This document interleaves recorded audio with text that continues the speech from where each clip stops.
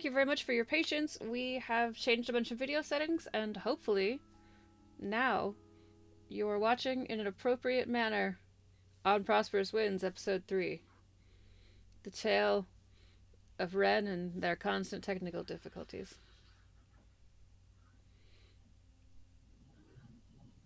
Yay. Alright. I am not seeing anyone hollering at me. So, I'm just going to give it just a minute to make sure everything's happening. And then, okay. Yay! So we just went over introducing everyone's characters and everyone's names. We already did the sponsor spiel, and that's where we're at. So, yes, so episode 3 of On Prosperous Wins. Where we last left our group of 6 passengers of the Oleander's Song, and no, wait, that's 8 passengers and 2 captives, a new person that a new merfolk that they found last episode, and now a Kasai military officer and her retinue are now waking up in the Queen's Arms Inn that they have found in the town of Prosperity last night and defended it from an attacking horde of infected people. That's still, to be determined. Of all of you, who do you think is the first to wake up? And what do they do? Not it. So, when we closed out the session last week, Brook actually heard a very quiet ringing of bells, which will suitably freak him out a bit, and so he will sleep very lightly during the night. Then, So I imagine he would wake up early. Yeah, if you're sleeping fairly lightly and waking up moderately early, you do wake up to the sound of all of the military personnel are already sort of getting up and about and making use of the kitchen and making there's hard-boiled eggs and a number of sort of like very basic food items that they're cooking.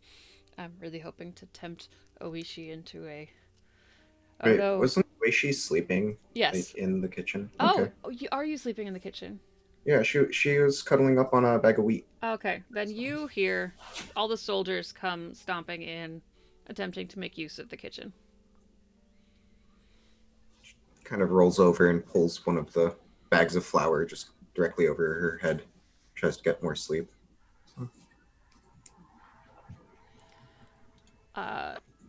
You are able to, but there are a lot of soldiers in there messing with things. Oishi kind of like grunts, picks up the bag and just like glares and like tries to throw it at one of the nearby ones. Probably doesn't do a good job because she just woke up. Sorry, is this your spot? Yes, I was sleeping. I feel like it's kind of, obvious I was sleeping considering I was sleeping. So. There's beds upstairs, right? Why would I sleep on those?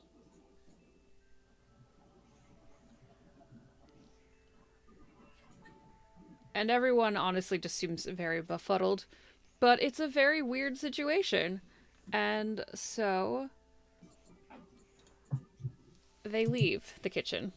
And they go and they start a fire outside. Because in the daytime, if anyone looks outside, they'll see that there's sort of like a nice courtyard. And, do they step over me? Are you still bare? No, I am very much dwarf, but I sort of was like sleeping on just the floor like a plank. You know, that's a very good point. So let's set the scene a little bit better here. The first floor of the Queen's Arms, we've got the kitchen, where Oishi was sleeping, interrupted by the soldiers. We've got Direct sleeping, curled up. Palak, where did you end up going to No, bed? literally like a corpse, just straight back. Oh, even better. Palak, where did you sleep? Probably where the beds, as was previously mentioned, are. All right, those are on the second floor. Then second floor it is. Brorik, I do recall you going up into the beds, That's right. the actual like in room area. Sloan, this is a fairly almost I want to say kind of like coastal town inn. Uh, so there's a bunch of rooms with, you know, sort of aged and spare kind of furniture. Okay. Am I sharing a room with like Francois and the captives, or am I by myself, or what's happening? You could have been by yourself. None of the rooms were really occupied because there's nobody in this town other than the soldiers and everyone else that you can tell. Okay. I think Sloan wouldn't have minded sharing a room or would have minded like keeping an eye on someone, but if Francois went to be with his sister, I think she would have been by herself. And I think she'll also wake up like maybe an hour and 15 minutes earlier than normal. She wants to try casting a spells of ritual, and she hasn't done that before. So she kind of gets out a bunch of materials like incense and something, and she gets started at the casting of Find Familiar. Okay. Mm-hmm. Yeah, that's totally fine. And you're alone in this room, so nobody's gonna bother you. Just like working away and kind of like, I wonder if I'll be able to get this. And just like hearing the commotion downstairs, but trying to focus on what she's doing. Yeah, it's not so bad downstairs that you are hindered. So, all right. So now that the scene has set, which I should have done first, DM lesson. I've learned all my tech lessons, some of my tech lessons, and now I'm learning some DM lessons. All right. So, the soldiers leave the kitchen after feeling thoroughly, slightly weirded out by not knowing if they should continue cooking in the kitchen or because this isn't their kitchen, but it's also not this gnome's kitchen. Yes, it is. But the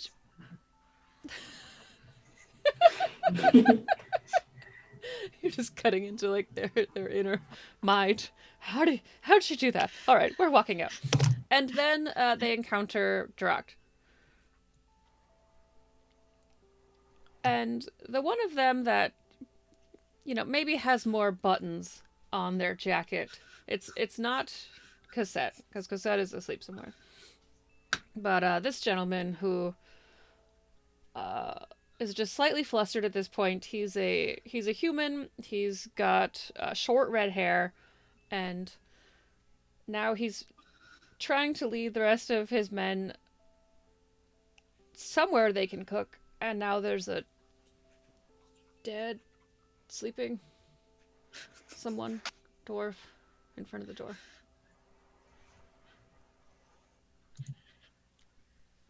And I'm just sort of like barely shallow breathing, like not even sure if I'm alive or dead. All right.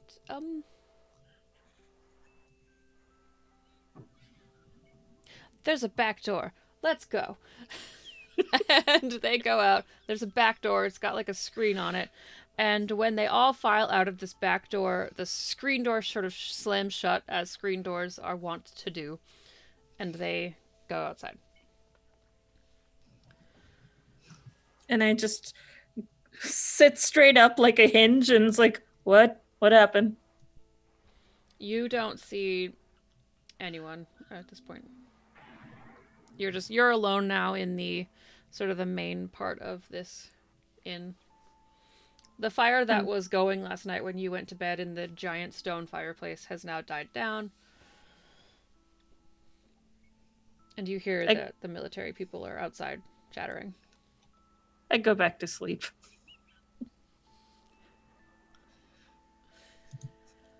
All right. So let's slide over to Sloane. Sloane. What form does your familiar take? Yeah, so after sort of like burning all the incense and like mashing the herbs together and, drawing a little bit on the floor, I'll like concentrate really hard, and Sloan will see like a little hawk or like falcon like kind of bird. Like I'm picturing maybe the size of like a peregrine falcon. I don't know how to say it. And she looks like really satisfied with herself, and she's like, this is good.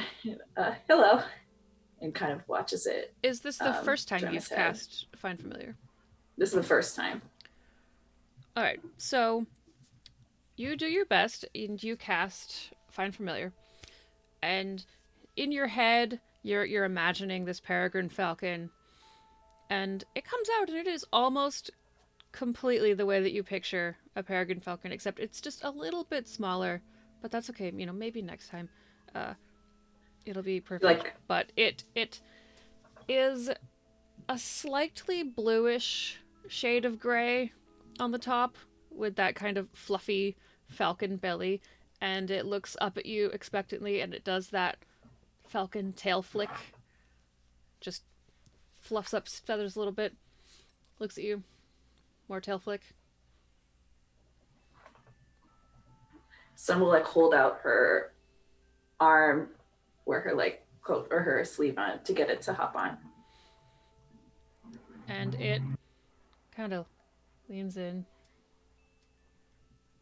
looks up at you, tail flick, hops up onto your arm. Yes. Okay. This is perfect. Okay.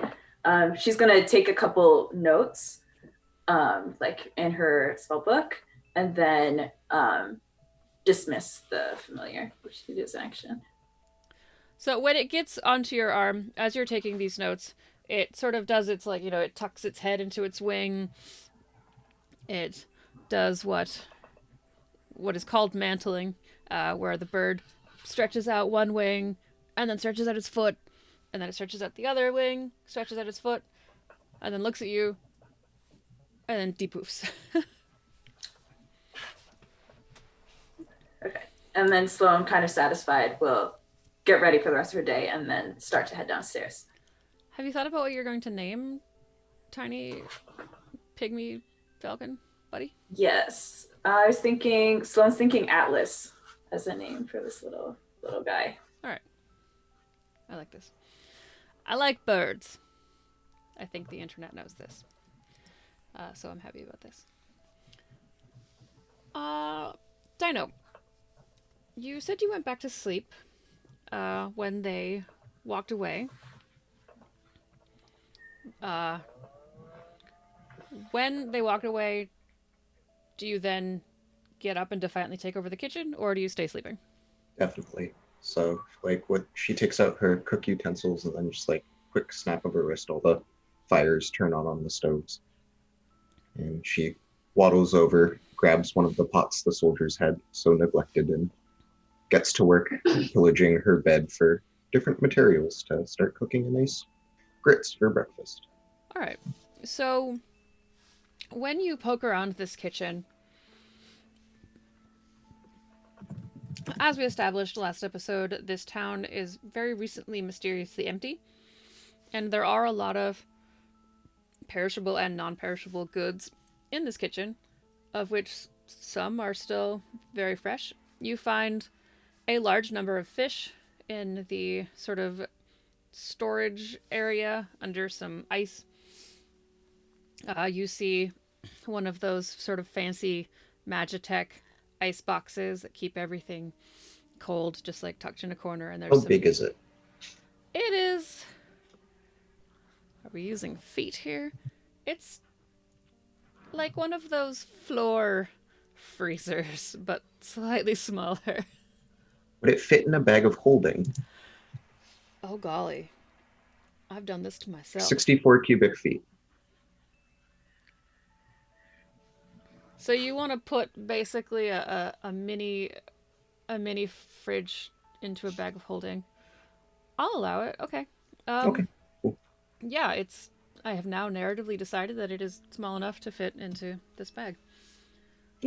She takes out this bag of holding and starts just shoving it into this. How big is the opening of a bag of holding? I'm curious. Does Um, anyone know it this is bit of lore? 2 feet in diameter at the mouth. So she starts with the corner, I guess, and then Okay, so yeah, so it is a small floor, sort of mini Magitech fridge, is what this device is now. It's kind of brass and wood paneling, because we're trying to go with a kind of like a slightly steampunk aesthetic here, and yeah, if you can picture like really ugly old mini fridges that are in college dorms, how they're like the fake wood paneling. This is like actual real wood with, brass attachments. And there's some fish in it. They're not frozen, they're just cold. we'll hold on to those for now. All right.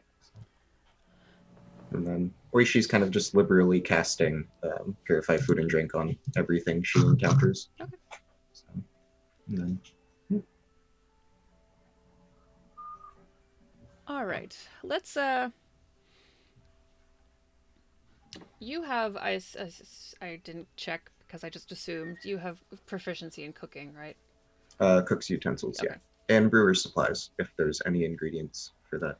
All right. I want some sort of roll on how delicious this breakfast is that you're about to put out into the game world. What- So, Just like a general roll? Anything? roll and then add your proficiency modifier. And I will determine the difficulty I would like. And you can let me know if you're rolling on the dice roller or... I can't find a way of doing it. D&D Beyond. So Thank you, Michael Okay. Wayne, for cheering. what is my proficiency? 13. All right. You are fairly satisfied that, well, this isn't your best work. This is passable work. And these people have all been traveling. They probably won't be able to tell the difference anyway. I'm also going to use prestidigitation to spruce it up a bit. Oh, then it's delicious. But no one needs to know about It's that. wonderful. So, You're going to be the best cook in no time. All right, Palik, you can hear some food cooking. No, you can smell some food cooking. Having a problem dictating what senses people are using is becoming a recurring problem in this game. Palik, I believe kobolds always know the temperature first, above all senses. All right. So when things start cooking, Palik awakens. The temperature, it's a little brisk. You can tell that nobody has tended to the fires. So there's sort of a morning chill. This inn is very clearly designed to have somebody get up and turn on, and start the big stone fire in the middle of it in the morning for all of the guests. And yeah, so it's a little chilly. Well, I'm a guest. Sort of. I will do that job then. I have to remain dutiful and active for everyone's benefit. I just wish I could breathe fire somehow, like most other dragon humanoids can, like dragonborn or actual dragons. Is this Palik's external or internal monologue? I think both. But the external is just vague mutterings that only someone who truly cares might hear. Oh, good. Breathe fire. All right, so you head downstairs to start the big fire up. All right, yeah, that's no problem. There are fire tending tools. There's a stack of new firewood to the right of the fireplace. Palik, his eyes widen, and he whirls to Oishi. Where did this come from? Who chopped the firewood? She looks just kind of startled. I don't. Soldiers? This wasn't here last night. Was it? It totally was there last night. God. But that's fine. Palik goes, I'm still waking up. Good morning. And then, I guess as Palik is trying to get this fire lit, what's the status of the bodies that we left last night? I thought we had one big cremation. Yeah, the soldiers took care of them. Okay. All right. What are you cooking? I was trying to cook grits, but I didn't really find anything good. But this will do. You don't sound very satisfied. It doesn't sound like it'll do. I mean, I've done better, but you can be the judge of that. Good berries. I hiss as I move over towards. Are you still on the floor? I'm still on the floor like a dwarven plank. Although the minute you say good berries, it's like a hinge, like Dracula. I just wake up, right? It's like, somebody said good berries?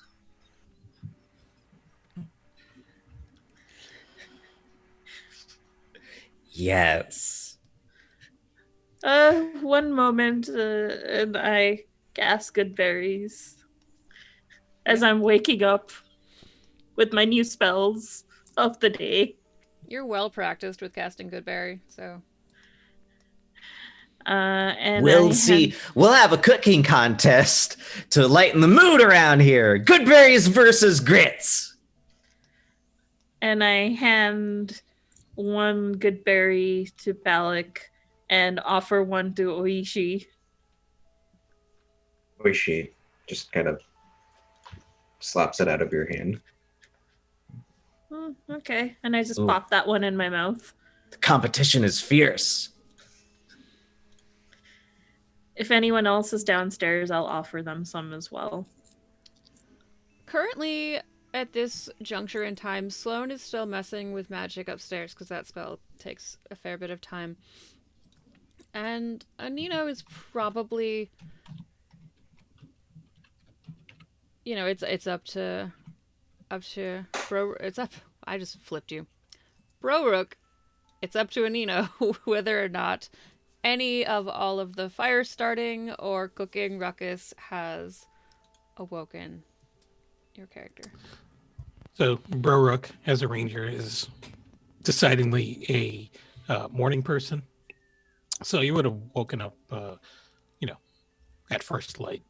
And as he was preparing his packs, he would probably start stomping down the stairs as he hears the cooking going on in the kitchen. All right. Before you go downstairs, I had just wanted to touch base with you on the fact that you were the one, along with Wild's character, who had each taken kind of a pile each of notes from that lab that had some sort of explosion happen in it. Sure. And there are a lot, and you kind of just go through the pile, which is all sort of like crumply, charred mess. And there are a lot of notes that look probably important that you'll have to sort of actually read. But there is one note that is a drawing. And I'm going to actually pop that up onto our overlay. And I'll send you a larger version of it. But it is of some sort of constellation map. And there are a number of notes that reference this map in your pile. So. Okay. And now you can stomp downstairs. Just wanted to make sure you got your map. Sure. Star map thing. Yeah, so yeah, you stomp downstairs and they're all down there having their Goodberry versus Grits competition. So Brorook doesn't even hesitate. He just goes for the grits straight. Rishi just like nods in silent approval and cracks a smirk. So you see, he doesn't really waste any time, but he eats rather neatly. He keeps looking out the window and just trying to remember the layout of the street, and remembers that he needs or wants to stop at the other doctor's Yes, house. Dr. Desmond. Dr. Desmond. So, he's just making a mental note of all the things that he wants to sort of accomplish before they head out today. He'll also have the pile of notes just, sitting there away from the food that he's eating. And he's going to actually wait for Sloan and basically hand it off to the person who is probably the most likely to make sense out of all of that. Yeah, well, you don't see at this point the Francois or Cassette or any of the other people that were sort of adventuring with you all last night. You assume they're all still sleeping, but nobody, really checked or anything. But you do see Nellie at clearly great personal insult to herself come stumbling down the stairs. She is shivering and does not look comfortable. Would Oishi notice her? If you want her Okay. to have noticed. Or like the shivering specifically? Oh yeah, no, it's like very exaggerated. Oishi just kind of like walks up to her and is like, if you let me look at your arm again, I'll warm you up a bit. Well, I was gonna go sit by that fire, but you can look at my arm. I don't care. Okay. Oishi like just immediately starts just like on the arm and whips out a magnifying glass and starts going over it with a fine-tooth comb. Alright, she just kind of holds out her arm and yawns. And looks at the fire. Yeah. Goodberry? Sure. Sure. There's grits too. That sounds better. It is. I'll take that. Rishi runs over, grabs the pot, and then immediately hurries back and pops it down, and then immediately pulls out the smith's tools from the bag of holding, and just starts tapping away with little hammer and other things. Yeah, and sort of just like really bleary-eyed, she just like lets you look at the arm and just grabs the serving spoon that you've been serving all the grits with and starts just eating out of the pot directly with the serving spoon. That's my favorite way of eating too.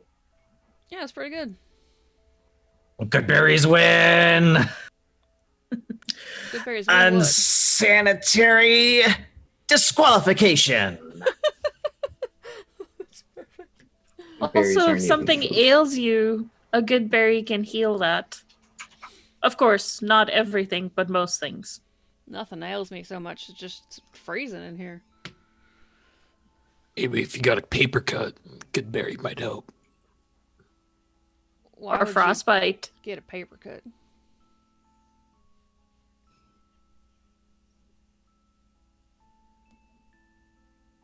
Where's everyone Fur? else? And No, don't know. What's the plan for today? Has anyone seen the Sloan? I don't. I think she just. I didn't see her come in last night. So is she oh, I okay? saw her last night, but she went to bed. I will wake her up. Oh no. And I trample upstairs. There Ah! you go. At this point, have I finished like trying to summon Yeah. Atlas or Yeah. okay.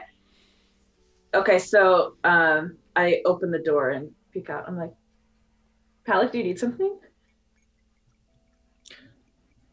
Now that you have revealed yourself? Not really. Everybody's just wondering where you've been. And we're gonna gather downstairs for breakfast. Oh yeah, actually I've been working on something up here. I'll be downstairs at a sec. You wanna see something? Is it magic? Yeah, hold on. And then I'll open the door all the way. I'll summon my little bird again as an action. And I'll make him appear on Palak's head if I can get it like that. It's a dragon!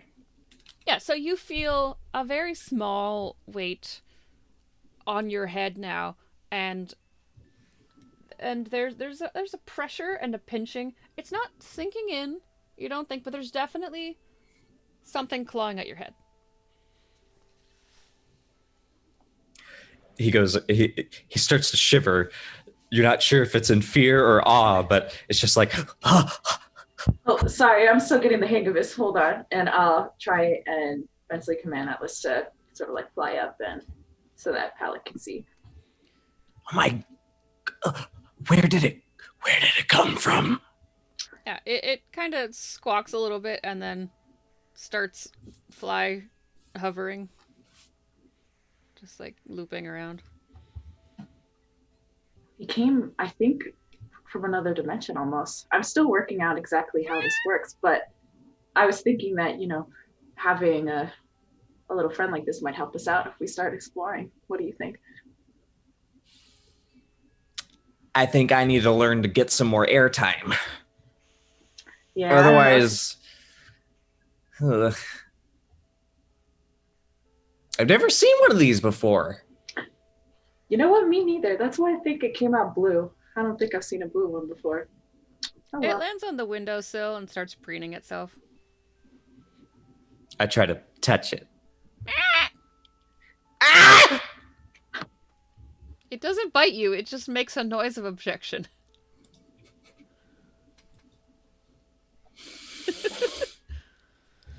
And then it flies over to Sloane and rests on her shoulder. Should we go downstairs? Yes. Okay. And I'll follow Palak downstairs with Atlas on my shoulder. Atlas starts to preen at your hair, just like grabbing little chunks and straightening them.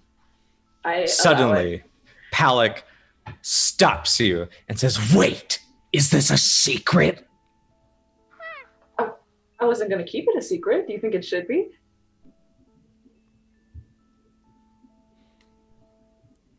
Atlas looks at you, Palak. I can keep secrets. Somehow I have a hard time believing that. No, I'm really good. I served the lore eater by all standards. That means every secret in any book can be kept. I don't even use bookmarks. Atlas is now looking at you, Palak, and doing this very, like, head bob. See? It agrees. It's shy. Okay, we'll see how good of a secret you can keep, I guess, and I'll make Atlas disappear. Okay. It does one more little Okay. at Palak and then it poofs away. Okay, and then I'll head down the stairs. Just for the sake of you getting to know your familiar, will you do a either nature or animal handling check for me? Okay, hold on.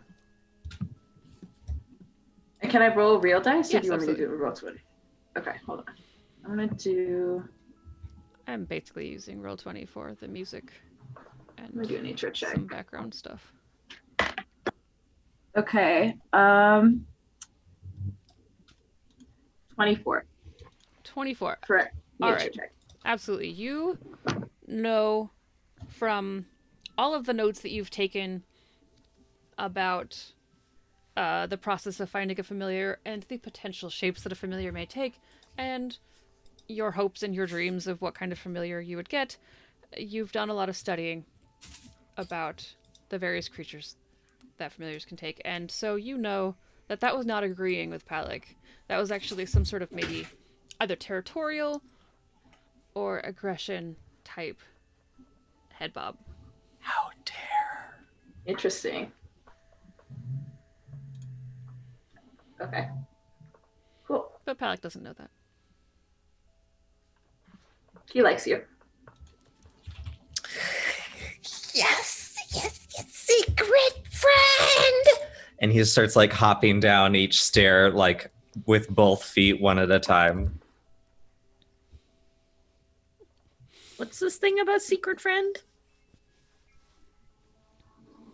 Nothing, good Barry Baker. Which is your official title for winning the cook-off. Ooh, crits. Okay. Goodberry?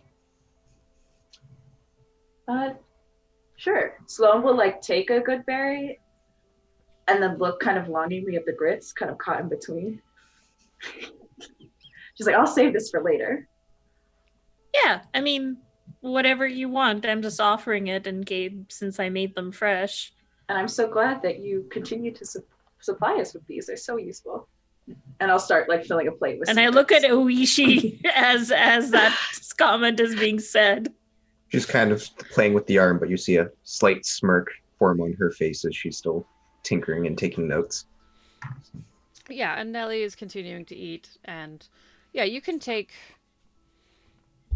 all the notes you want to on this arm. It is definitely, as I said, sort of fabricated to fit over part of her existing arm, but you will notice that her existing arm does end at the elbow.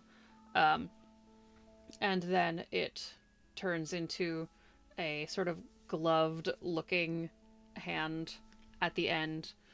The hand itself looks like it is either coated or made completely out of some sort of leather, and you are permitted to sort of roll down a little bit of. She doesn't care. She's just completely nonchalant. Whatever. Poke away. She likes science, and so you find that it's actually a sort of skeletal structure that has been created out of metal and then covered with a leather covering. And then there's a little bit of a metallic sort of exoskeleton on the outside and a number of little hydraulic-y elbow bits to clearly, as you saw last night, make the arm able to spring out considerably harder and faster to assist in combat. Oishi is also using Detect Magic and Identify as rituals to check on the metaphysical side of what's going on with it too, and taking extra notes. Yeah, alright, you take... you don't need to detect magic to know that this is, not extremely in-depth magitech in the way that airships are created, but there's a slight glimmer of that type of magic. It's not something she's keeping a secret. As you take notes, she'll actually kind of like point at some things and say, no, actually, that's actually that way. And the more she gets warmed up by the fire and fed, the more comfortable she is discussing all of her science with you. So So did you do that? And Oishi kind of points to the part where her arm ends. Or did someone else? Well, I made all of it, but I definitely had teachers. No, no, no, no, no, no. Like with the fleshy bits. Oh no, yeah, I was born that way. Oh, that's cool. That must have made it a lot easier to do the whole arm thing. Don't have to account for the, you know, kind of weak body part. It's not weak. Well, flesh is soft and squishy and vulnerable, and it's very Oh well, easy to flesh in general, butterfly yeah, and it's cut. very squishy. Yeah, yeah, exactly. You should have gotten a scale one. Well, not all of us have that luck. Yeah, you can tell that she was about to get maybe slightly offended that you were insinuating that she was in some way weak because of it, and then she realized what you were talking about, and then she was like, oh, "Okay, you mean all flesh in general? Yeah, that's totally true." Palak is not sold. He goes over and starts pinching Oishi's arm. Like scales. And at that point, you hear a little bit more commotion, and Dirk Salad, who's Wild's character, comes downstairs. He or they look a little tired. Goodberry? Yes, please. And And the they'll take your good berry, and they'll also sit down next to the fire and kind of rub their hands and warm up a little bit. It is very cold upstairs. You are in a coastal town, and there were no fires. And then at a certain point after that, Cassette and Francois come down. They're talking. You can hear Francois still regaling her with the tale of the pirates on the ship. And he is embellishing slightly about how amazing and dramatic Sloane's part was in it. It kind of makes it sound as if he's saying that Sloane took down all of them without assistance. But, you know.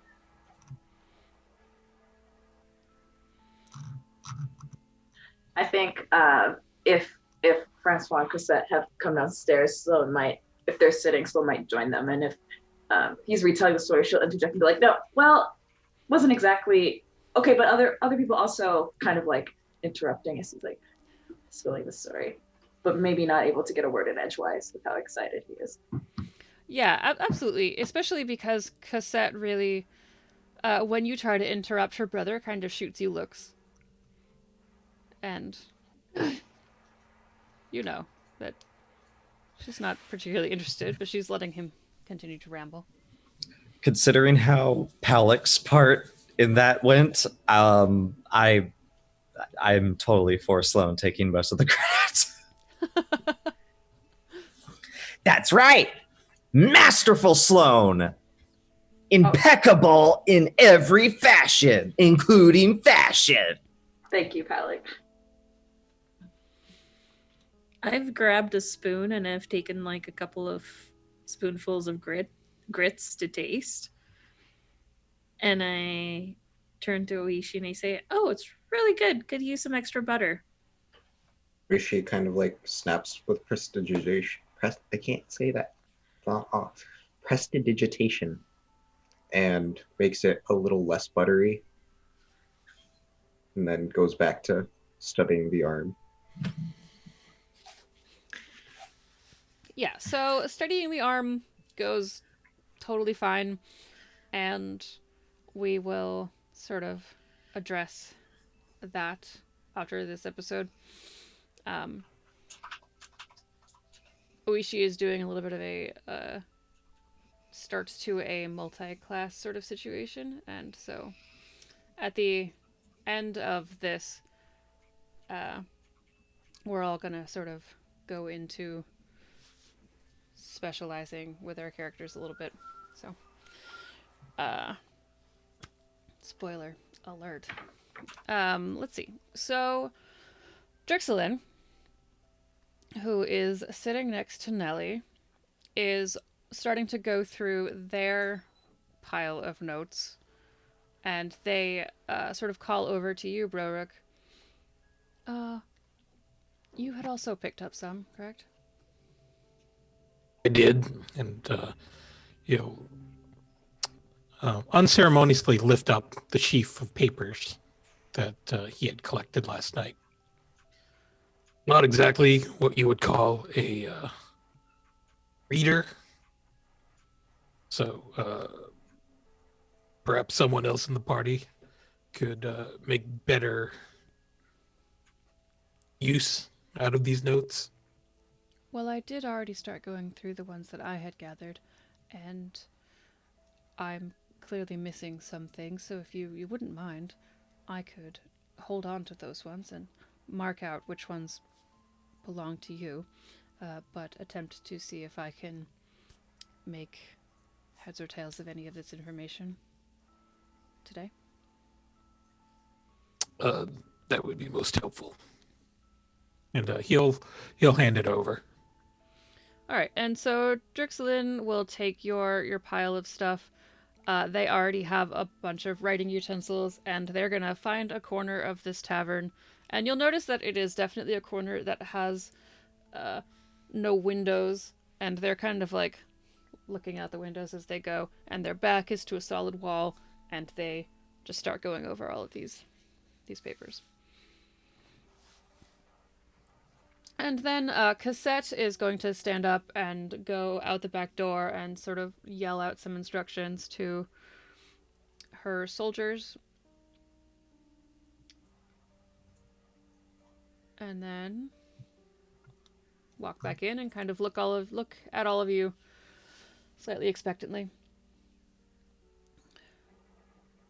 All right, well, I know that none of you are my soldiers, so I cannot tell any of you what to do. Do you have some sort of plan for your individual investigations or whatnot today? I know that I can't really, in good conscience, allow you to pilfer an entire town for your own purposes. I don't want any of you stealing anything that belongs to people that could very well all still be alive somewhere. Even books? Excuse me? Even books? You may read books. I do not advise you steal books. What about a stool? You want to steal a stool? When Oh, you were the one that was trying to break into the library last night. I was. Sloane kind of perks up at the mention of a library. And I look over to the Sloan and I'm like, But that does bring a good point of worst case scenario. All the bodies that we found were the villagers. What happens to the village? I called dibs, you can't have the whole village. but no one else called dibs. That's how dibs works. I wasn't meaning in a do we claim it. I'm just curious as to Well, I what do would claim happen. well, you cannot claim an entire town, as the good dwarf has indicated. The Why not? town, well, all of the buildings in this town belong to either individuals or academies or are exploratory outposts. They're not here, are they? No, but They're probably left to someone else, I expect. If not on the continent we're on, then on the ones we came from. But that's and really that far is a very away. good point as well. If there is documentation, and it will take some time to. This is a very morbid line of. Does that mean thinking. I'm Our not allowed to family keep always the thinks fridge? ahead. There are so many of you talking at once. Go ahead. You. And actually is going to turn and look at Sloane. My brother thinks very highly of you and your skills. Are you the leader of this particular expedition? Sloane is definitely a little taken aback, and she's like, well, I don't know. We're more of a loose confederation of allies than a group with a leader, but An autonomous collective. Thank you. Yes, the Council of Elders, if you might call us. But I'm 9. Sloan ignores that. Sloan will be like, I mean, it could be very well be useful to investigate into this further. Were there any signs of struggle in any of the homes? I know you all found bodies the other night. I wasn't there for that part. Or any signs of people leaving town? Unless if maybe they all left for some reason. I don't know. There could be. Well, it was pretty dark when we arrived, so we didn't have a chance to explore much of the town before the invasive horde of fungi-infested people Oh dear. attacked us. Well, So, then in my opinion, it couldn't hurt to start with an examination of the town. I don't know what other people are thinking, but it seems like something out of the ordinary is happening. I mean, there was a scholar, we were told, that is studying the effects of this poisonous fungus that seems to be manipulating people. Yes, we're not really certain where it is coming from, but yes, Dr. Desmond, who's a medical doctor, was investigating. It has been colloquially started to be referred to as terubes. I'm not really sure. I think there was probably some scientific word meaning or something for that. Am I familiar with any of this at all? Or is this like completely new? This is completely new information to you. Yes, so we've just been starting to call the infected the terubes, and yes. So in answer to some of your earlier questions, we didn't go into any of the houses. We came in when it was dark as well, and so we're not really sure. I do think that I'm going to instruct my forces to start knocking on doors and ensuring that there are no other pockets of people currently in this town that are as confused as we are. And I believe that you had also mentioned wanting to go to the lighthouse. And now also a library. Maybe library first and then lighthouse, because that was our original destination, because that was the place that was in danger. Sure. What? Where are the captives right now? Like the pirates that we had. What are they up to? You put them in one of the rooms upstairs, and at this juncture, nobody has let them out yet, or... Oh no. Yeah, so they're still upstairs, presumably. Do we want to try and bring our pirate friends with us? Probably should. I don't think we want to leave them here, especially if they have information. I But agree. they don't get the grits. They'll have to eat the good berries. You're... You say it like it's a bad thing. It is. Actually, They're delicious. Yes, might I ask why the captives are captive? If it's a legality issue, I can probably take them into military custody if that would make you more comfortable. They tried to pirate our vessel. They're druids.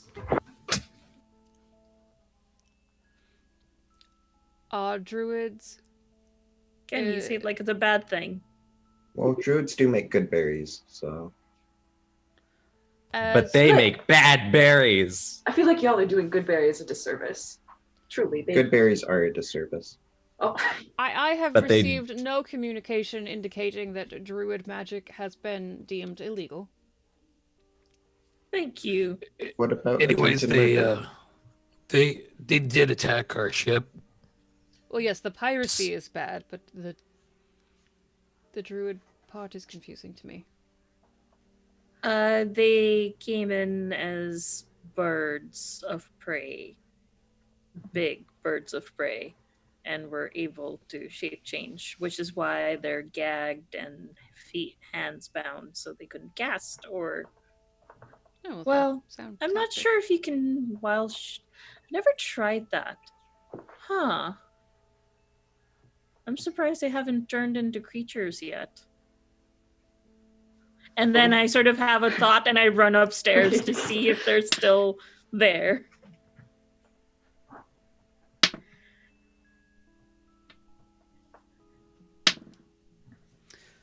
All right, you go into the room where you had left them, and you find Costa, the one that had the sort of side shave and the ponytail. And you do not see the other one that had the mohawk. Caldwell. I take the gag off and I was like, where's Caldwell?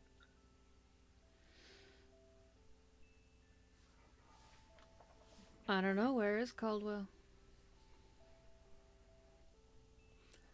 You see that there's a pile of ropes in the corner.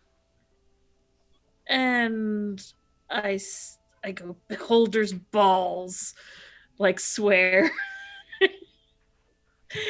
and I say, well, why didn't you wild shape too?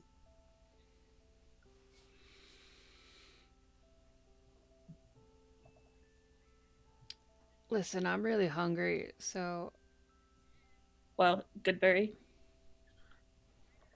yeah. But Costa is still tied up, so Oh, I feed one. it's decidedly awkward. And I decide to remove the hand gags, the hand bound like bindings. As you go to remove the hand bindings, you can tell that an effort has been made to get out of these bindings, but it clearly didn't work.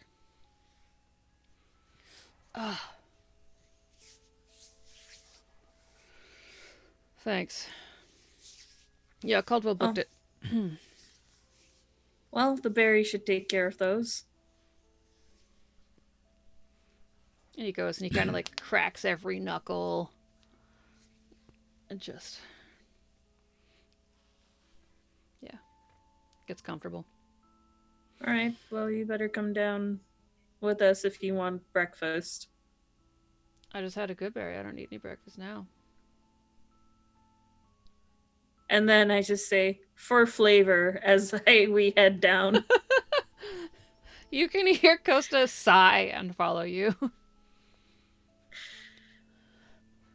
And I come down and say, well, Caldwell. So apparently, if I'm ever bound, I can wild shape out of it, since, as you can see, we're missing Caldwell. Oh, no. You're just learning this now. Look, last night was my first time, okay? No, I tried to wild shape out of this, but didn't work. I think Caldwell's just squirmier than I am.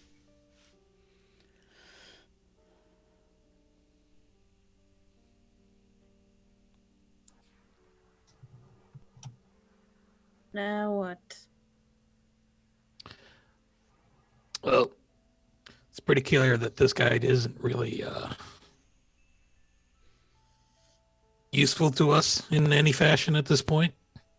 I suggest we just leave him with the authorities here, seeing as that he was not forthcoming. Yeah, Cassette, I think we can take you up on your offer if you said there was a more secure place to have them stay than this tavern. And you can see that Costa is visibly uncomfortable. Should have talked when I asked you those questions. What were the questions again? I'll talk. And Cassette just... Excuse me. No. What's the penalty for piracy? I think we're all still sort of working out that on a case-by-case basis. Or she slowly draws her banging tin. Save You your attacked bullets. my brother.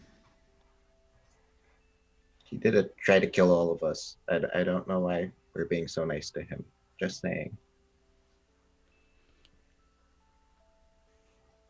I don't think leaving him in the hands of the authorities is being very nice to him. It's just that I think we have more important things to do.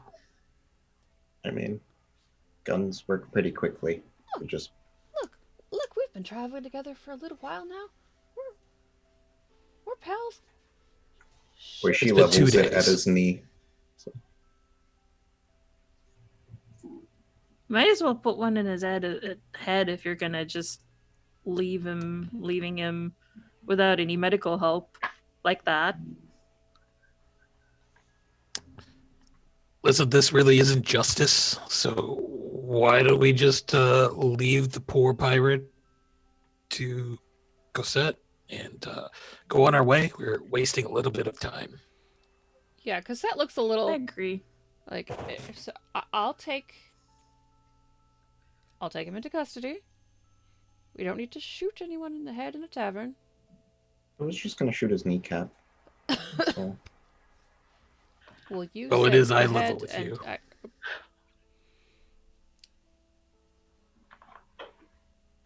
You're a very rough lot.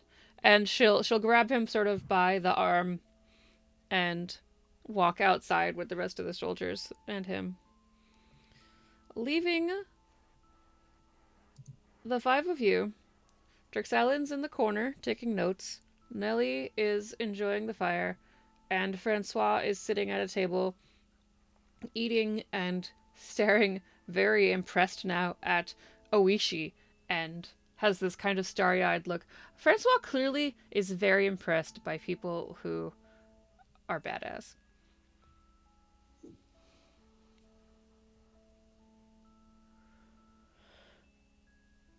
Okay. Pirates aside, I do think top priority should be originally the distress call. yeah, we should probably check out the lighthouse with the whole, purple world alternate dimension thingy that I promised was actually there. I swear. I trust your judgment. I think lighthouse first, then library if we have any time. Well, the library's right there, and we still got to go check Dr. Desmond's office. You're I know right. what The fact that they called for distress means we have, candlelight to burn. Books aren't gonna walk off anywhere, but distressed people usually do. Unless well- unless they're mimics. Where she nods as if that's a perfectly reasonable, expected thing. And not only that, the original reason why I was trying to get into the library was to secure the location of extreme knowledge, which it is now secure thanks to the aid of the military. Aren't you even the least bit curious about the fact that there are zombified fungi people that are attacking us willy-nilly? They could be the reason for the distress call. We already established during the fight, Cosette had informed us that these people were not actually the villagers. So I would like to know a little bit more about these infected before we go traipsing off into the forest where this infection actually occurs, and maybe take a few precautions.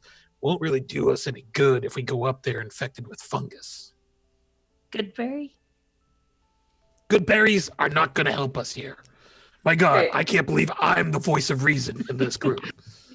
I have a question from Suze, not from Sloan. Okay. So, Cosette had said that Dr. Desmond was studying the fungi. Was like they're dead or missing, or do we know that Dr. Dr. Desmond is still Desmond around? is presumed probably still missing because the entire town seems to be missing, but nobody has gone to check out her, field hospital yet. So it's an implied missing. Implied missing. Okay, cool. That's what I thought, but I just wanted to make sure. Okay. So Sloan will be like, well, I mean, the doctor is still assumed missing, so if anything, maybe we should start, if not at the library, then researching somewhere. We should at least get started, please. And she'll stand up and act like she's making her way to the door. It'll take maybe 20, 30 minutes tops to look for anything important in the office, and we can grab it and read it on the way up. Do y'all even know where the office is? Well, I was going to go look for it, but apparently we decided that a battle between Goodberries and Grits was more important this morning. You're sourpuss today, aren't you? Yes, well, I didn't get much sleep last night. There were a lot of bells ringing. Bells? There were no bells ringing last night. Yeah, that's because all of you fell asleep really, really quickly. Man, you guys are an easy lot to sneak up on. And Francois kind of very gingerly. Actually, I had bells too.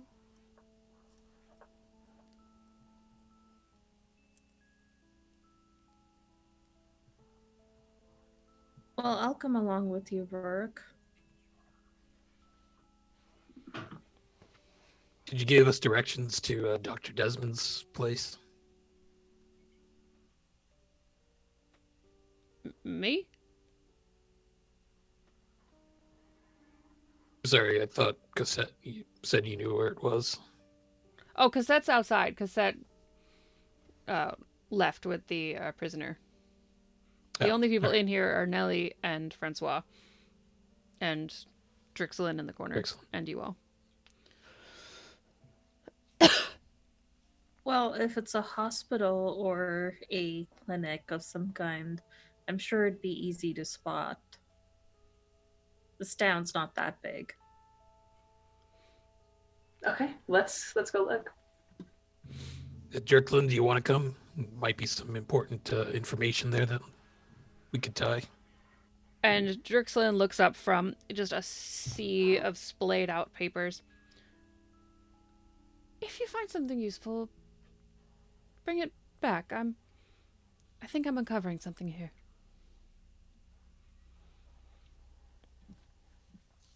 And Nellie will look up. All right, so let me recap this. Some of us are going looking for a hospital. Some of us are going looking for a library, and some of us are going to go do what we're supposed to do and go look for this distress call. I think we're going to go to the clinic first and then head up for the distress call.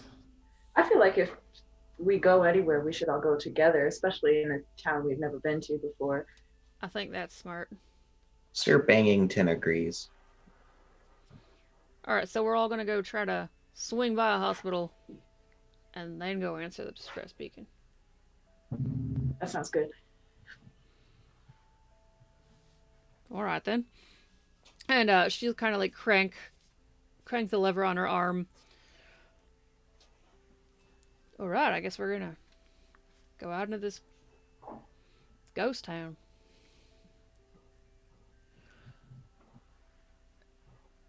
And as you all leave the Queen's Arms Tavern into the sort of dim sunlight of this coastal town, we are going to take a break. Before we take a break, I want to thank Michael Wayne for throwing us some bits earlier. And yeah, see you in a few.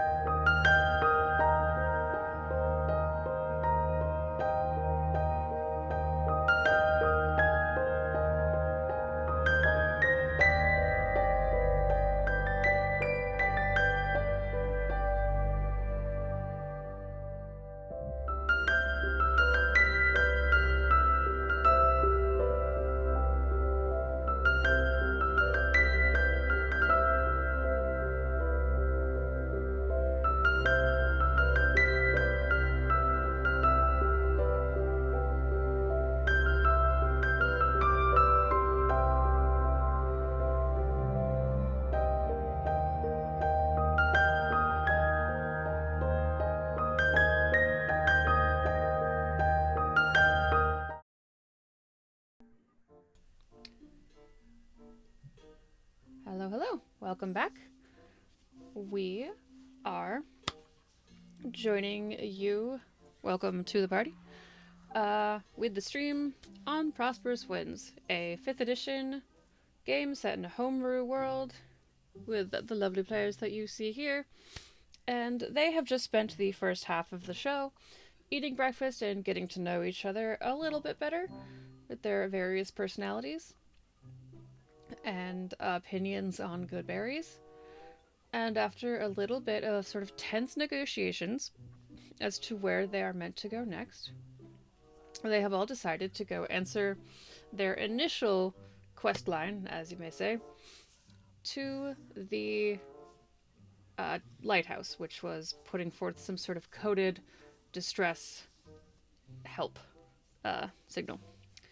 And on the way, they are going to attempt to find the field hospital of Dr. Desmond to get some clues as to how to deal with the fact that people going into the jungles have been apparently becoming infected into some sort of berserker rage fungal problem.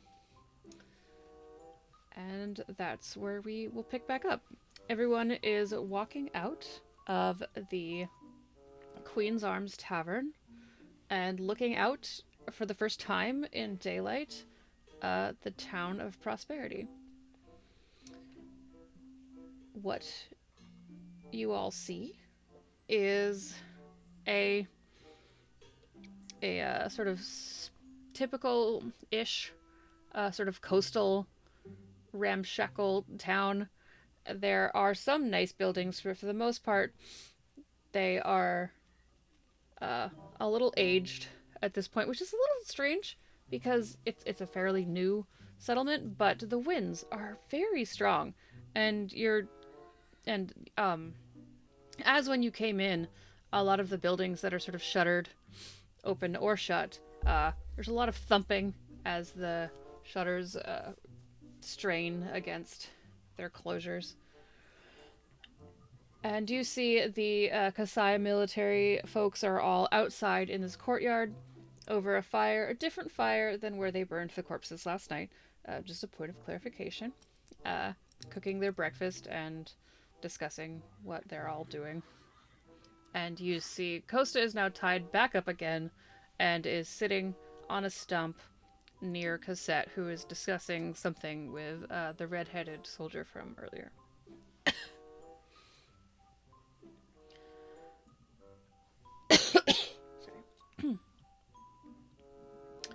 Ahead of you, you see the street, which has the library to the left, and off into the distance you can see the dock area, and then the road sort of curves left.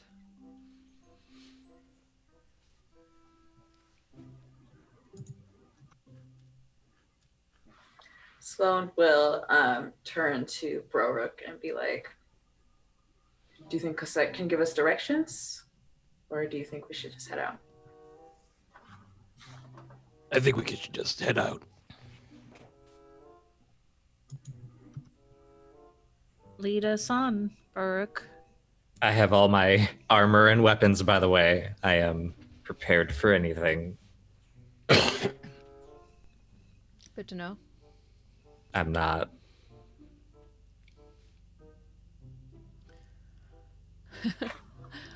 Cassette will kind of look at you all and give a little bit of a wave. And Nellie will just look at Brorook expectantly after it is indicated, apparently, that he is the one that is going to be leading the way. All right, so Brorook is just going to follow the path a little bit and study all the buildings. He noticed the library wasn't too far. Yeah, you see Prosperity Library. You'll see Prosperity sort of herbalist shop.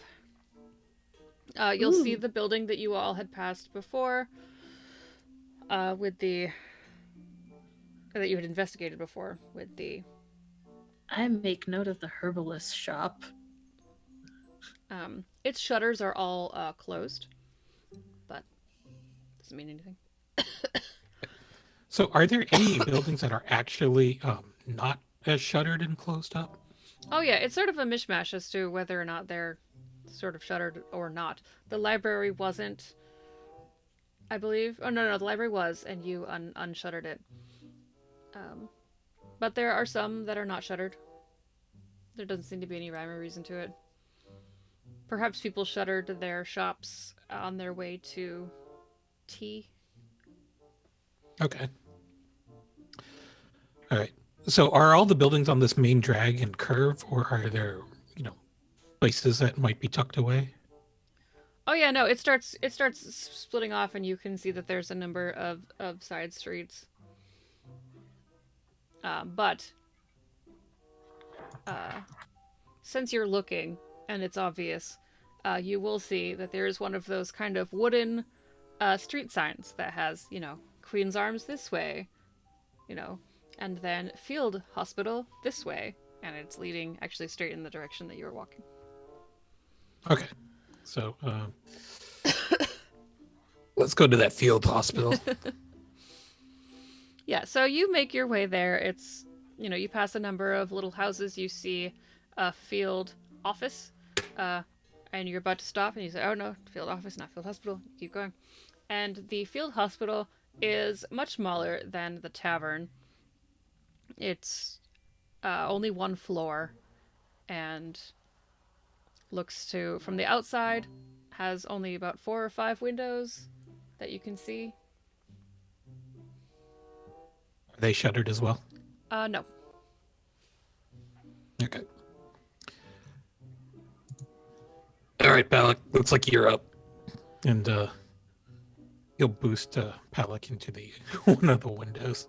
Before Berwick gets Palak boosted all the way, Sloan will kind of tap Palak on the head and cast guidance. What am I doing? What do I do? So you're gonna try to launch yourself through a window? I guess I am. Is this maybe like an acrobatics or something? So it is a very similar situation to the library where there's no glass. What was that? It was me. Oh, okay. I went no. There's no glass on the window. It's just a screen, and the wooden shutters are held open. The sort of architectural structure of this town seems to be screened windows and wooden shutters from the outside that you close and shut. This worries me, but okay, let's do it. You just got to open the door. I do it with my javelin. Wait, so now instead of launching yourself through the window, you're walking up to the door? I thought I was going to assume that the door was locked. So. Is there enough of a gap that a small rat could get through? Gap underneath the door? Yeah. Well, rats can get through a lot.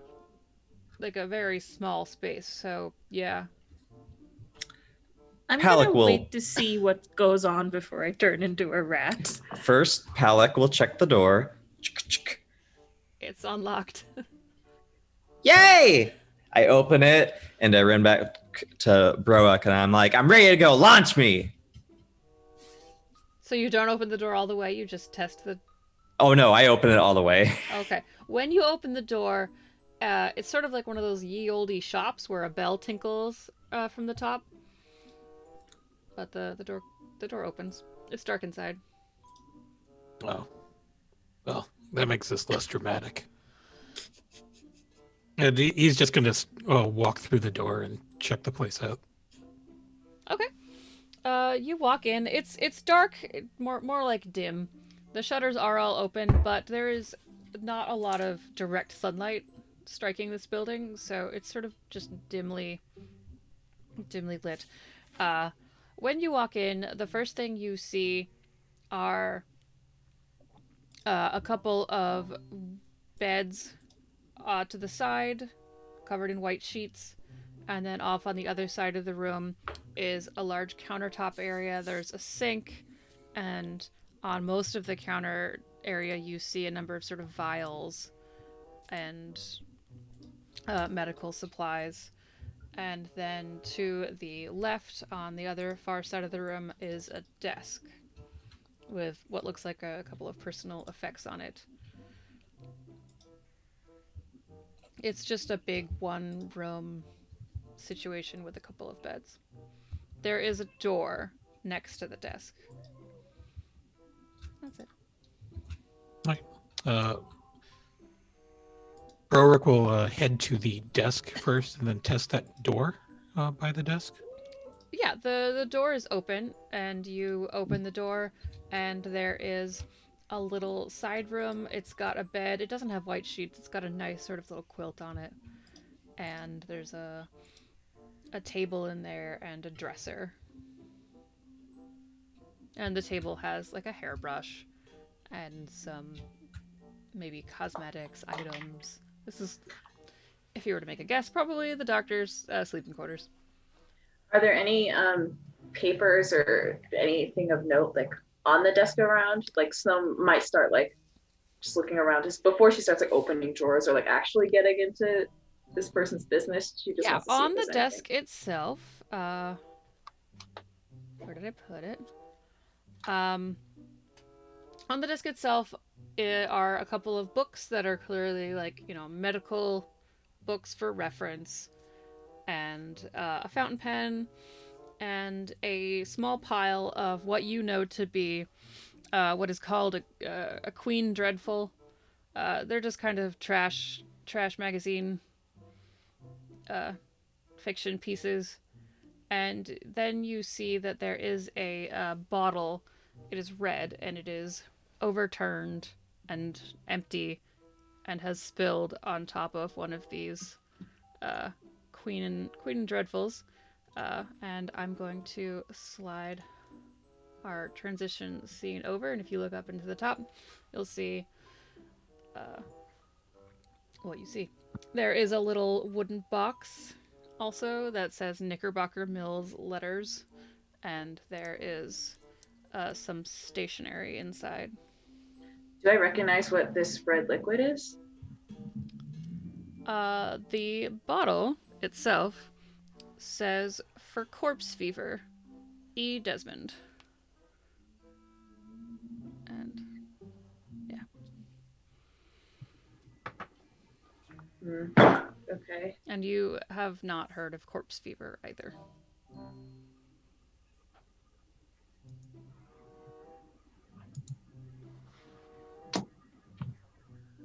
Okay. Do you find anything like a... Sorry. Do you find anything like a diary? Oh, not He's yet. going to say that as well. Okay. Not immediately on the top of this desk. It was just the medical stuff, the trash fiction, Penny Dreadfuls, Queen So I'm and just Dreadfuls, gonna. and yeah. So I'm just gonna try some of the if there's drawers in the desk to see if anything's locked and wants to start going through it. There, in this desk, there is just one center drawer that does appear to be locked. Anyone here good with locks? I am, as I cast Primal Savage and Primal Savagery. Oh god. Yeah, that cantrip where I grow long nails and do acid damage. And I just go at it to the Primal Savagery, and I just go at it to the lock. Yeah, if you're just going to take acid to the lock, that'll do. It is a very simple desk lock. I don't even need to make you roll for that. That's genius. It does destroy the lock. It makes a big mess. Yep. But you feel the locking mechanism give way as you dissolve it, and you keep pulling at the drawer, and then eventually it does pop out. Oh dear, we might need to replace that. And Sloane will start going through the drawer. Does she see anything in particular? Does it look like there's any hidden compartments or anything? Do an investigation check. Okay. For the finding hidden compartments, I will tell you just outright what is in the drawer. Cool. Okay, so this. Wow, I'm so sad. That was a 2 + 6 to be an 8. Okay. Can I aid? I mean, you at give this point advantage. have sort of yanked the drawer almost all the way out, so you've provided Sloane with a fairly good vantage point of the dimensions of this drawer. Oh, okay. So I can roll again? You can roll again. Okay, cool. Okay, marginally better. Yay. 14. 14. All right, so in this drawer, you find a little sort of green velvet pouch that has 50 queens in it. Okay, I put that back in the drawer. All right, and there are some intake forms that just say, symptoms, etc. They're blank. But you do, after you lift out the intake forms, see that in the pattern of the wood on this drawer, there's a little bit of a divot, and you go and you pull out that little bit of a divot, and there is a false bottom to this drawer. And in that false bottom, you find a picture of a gnome woman and a elven woman, or femme coded personas, holding hands, and it's an older looking picture, but there is no indication of who they are. And underneath the picture, you actually find 2 paper notes for 50 queens each. There's paper money in this world. Sloane just kind of carefully puts everything back and pushes it back. She's like, I don't know if we'll find anything relevant here. Is there any way we can fix this lock? Where she just like reaches for the lock and starts casting mending and piecing it back together. Yeah, that works. You're all pretty reasonably sure that all of the damage that has been done is hidden enough. Browick is going to cast Detect Poison and Disease. On the entire place or specific? It's centered on targeted? him, and it's going to... Oh, it's what's going to be the- centered on him, so it's like a 30-foot radius of Okay. him. As you walk around, you find underneath the first counter, or the one counter that you found, there is cabinets underneath the sink, and you find what is clearly Dr. Desmond's sort of sharps and used medical grossness waste bin. And that is a sort of large emanating disease center point. And then as you continue to walk around, you do find in the sort of vials and things that are on the counter a couple of spots of disease kind of emanating out of sealed jars that are labeled in various ways. So what do the labels say? Yeah, so they are all in a line, and they say, so Terube's Void, Terube's Stage 1, Terube's Stage 2, Terube's collected from deceased specimen. So they're sealed. Are they? Can you see into the jars?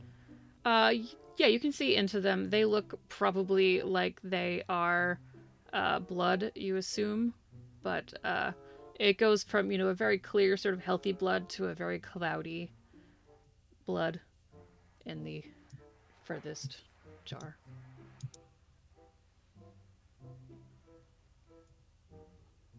Are they dated at all? They're not dated, but you do see beside them a journal. It is brown leather, and if you flip it open, it's got a sort of extensive notes on the progression of what is called Torubes, Torubes. And it is another one of those things that'll be kind of a long read, but it is clearly Dr. Desmond's log on studying this problem. Okay. Rourke is just going to leaf through it and see if there are any drawings or images of the fungus. There are a couple of rudimentary drawings of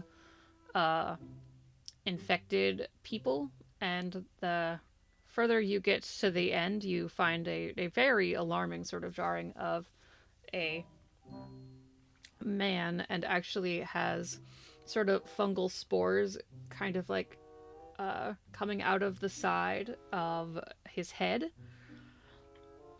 And there are notes about how the fungus seems to take over the host, and there are additional notes about how they have been killing those that are infected because at the later stages it seems as if there is no active brain function left and no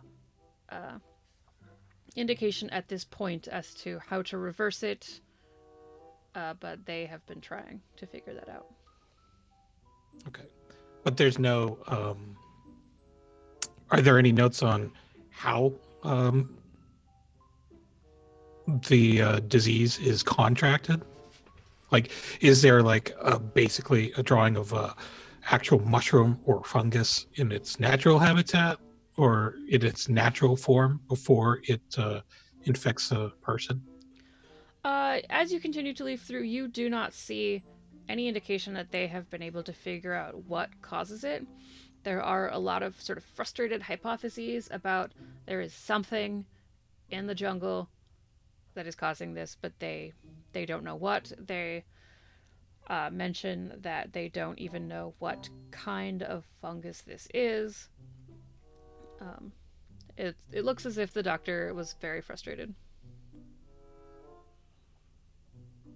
Does it mention that it's like airborne at all? They do not know. Okay. As far as you can tell when you're leafing through. Okay. Well, I found the journal with information on the infected, but it seems like there's a lot of information here, and I don't think it's something that we have time to leaf through in great detail right now. Do you know how it spreads at least? Are we already infected from last night? I don't know. I would hope not, but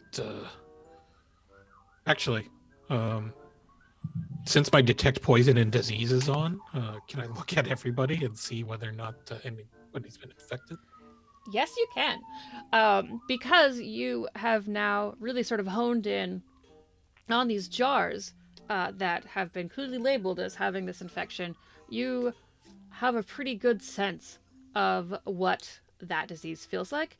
And as you go around and you really kind of like focus your magic on everyone that is there, you do not sense it on any of them.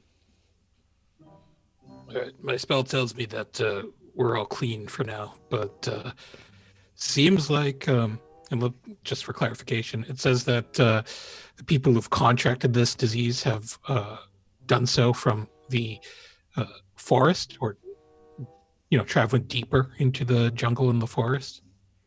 So if you're infected, I guess if you get it, you're not infectious. No, none of us have it right now, but I'm just sorry. That was out of character. For you, Okay. Run. Was it? So did the note say that the people who've contracted it tend to have come from deep, got it from traveling through the jungles? From the amount of time that you spent leafing through the book, you didn't see whether or not it's specified. Okay. This, if you want to really sort of take a deep dive into this book, I would say that it kind of needs a better lit situation and maybe a couple of hours. Okay. Um, which you're more than welcome to, get some lights on in here and actually read it before you all go up to the lighthouse, and people can do something else, or whatever how you all long want. is the lighthouse from here again? At this juncture, you can all see the lighthouse, and where's my ranger? That's you, right? Yeah. Okay. Yeah. So you estimate that it probably will take. Gosh, you take a look, and it's up on a cliff, and so you think maybe 45 minutes or so. It really sort of depends on whether or not you have to really get through some dense brush, or whether or not they've got a good road up there. So we don't necessarily have to go through the jungle.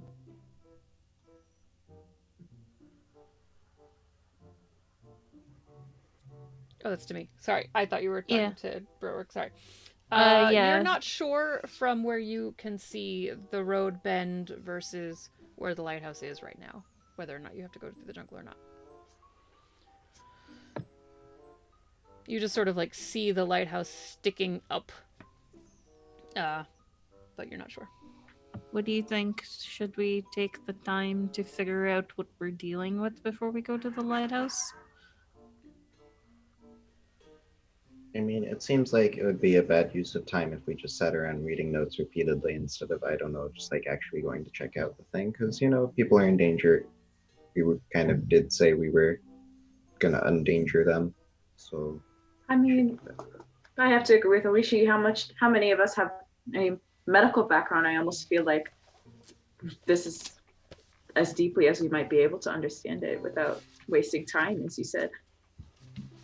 I mean, if there's like minor poison, like poison oak or ivy or something, my herbalism kit can help, given time, like within a day. But I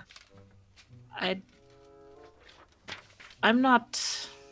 I mean, I have all these notes that my elders gave me before I set out to travel, but that's going to take some time for me to be really good at it, i.e., I'm not high enough level. All right. Well, we'll just take the book with us for now. But I can't imagine there's too much jungle between us and the lighthouse. So imagine there's got to be at least some path that goes up there. Okay. All right. And I will Before- say, sort of, as you all sort of ponder this decision, you did see, as you were walking over to this hospital, that this does seem to be a fairly sort of expedition intent town with the field office, etc. So it probably stands to reason, hopefully, if you're an optimistic character, that maybe it's all about people that go really far in.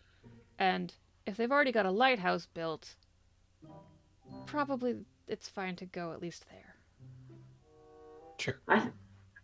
I think we should head out. Yeah. So, did we see the sign to the field office by any chance? See the sign to On the our field way here? office. I thought Yeah. we passed it on our way here. There were a number of sort of signs. I didn't indicate whether or not there was a sign to the field office. So you didn't see one, but you weren't looking for field office at that point. You were just kind of Right. looking for hospital. All right. I don't think there's anything else here that would be of use to us right now. So we'll just take this journal with us for now. And find the doctor. We'll return it to her. But we should probably study this at some point within the next day or two. Yeah, and as you all sort of like just take one more little glance at this place as you're leaving it, I feel like I would like to maybe let's just do. I guess you can't really do insight check on a situation. Just do an investigation check for the group, basically. Is everybody rolling one? Yeah.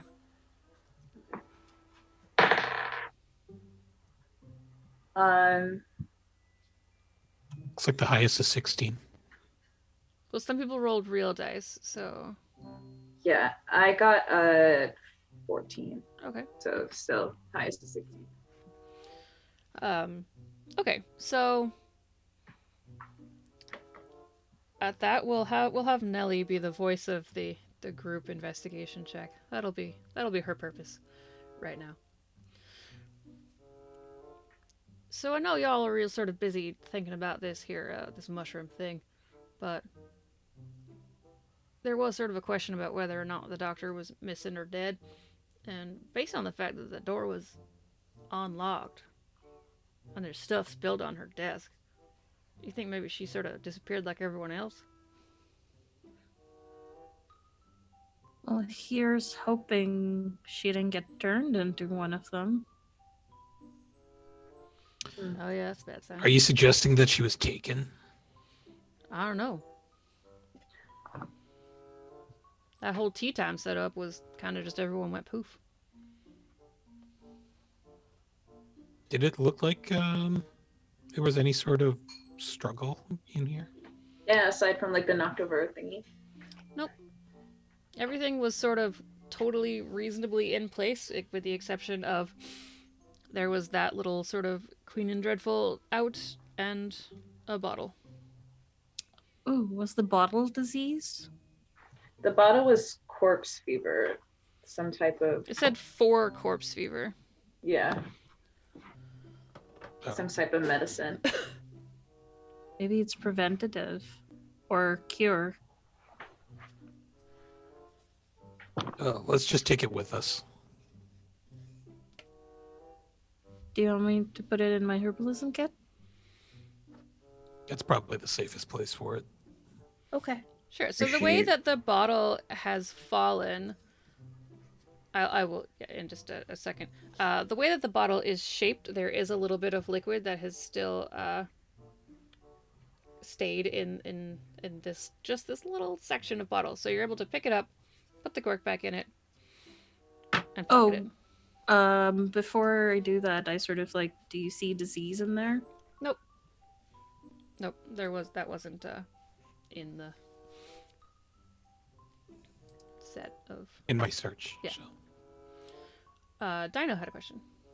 Oishi kind of just like raises her hand. If I may, she pulls out the bag of holding and opens it to reveal the mini refrigerator. The cold will help suspend whatever is left in here if you want to put it inside. It might. You didn't. Didn't what? I just shake my head and I hand it over. Oishi just like is genuinely confused as she puts it in the fridge and closes it back up and puts it back onto her belt. I think gnomish ideas of ownership are very different than I guess what's around here, and I just shake my head. Oishi shrugs and then just keeps doing her business.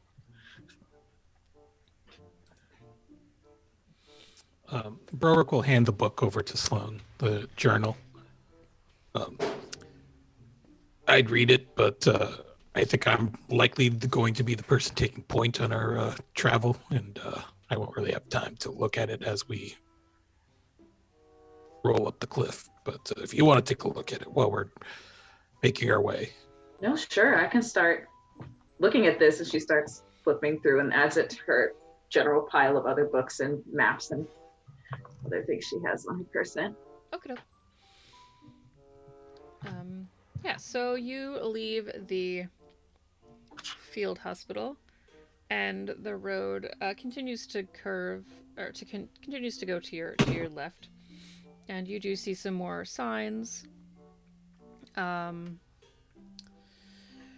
You've got a bunch of clearly sort of residential stuff is cropping up more and more. Houses that don't have labels on them, just numbers. I'm sorry? As we're walking through town, does it look like people were dragged from their homes? Like, are there any houses that have signs of breaking and entering, or does it just look like a ghost town, like where people have left? It really just looks like a ghost town. There's no sign of anything broken or broken into. Okay. Someone will kind of turn to the group and be like, where do you think people would have gone if they chose to leave? Were they running from or to something, do you think? They could have just gone home. Did we pass a ship on our way here?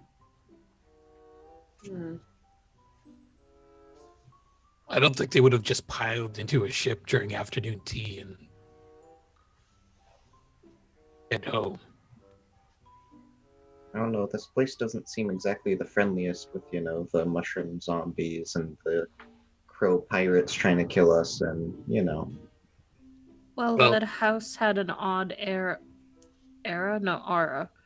Had a very odd aura that dissipated very quickly, but I was concerned that that was like the epicenter of whatever was going on.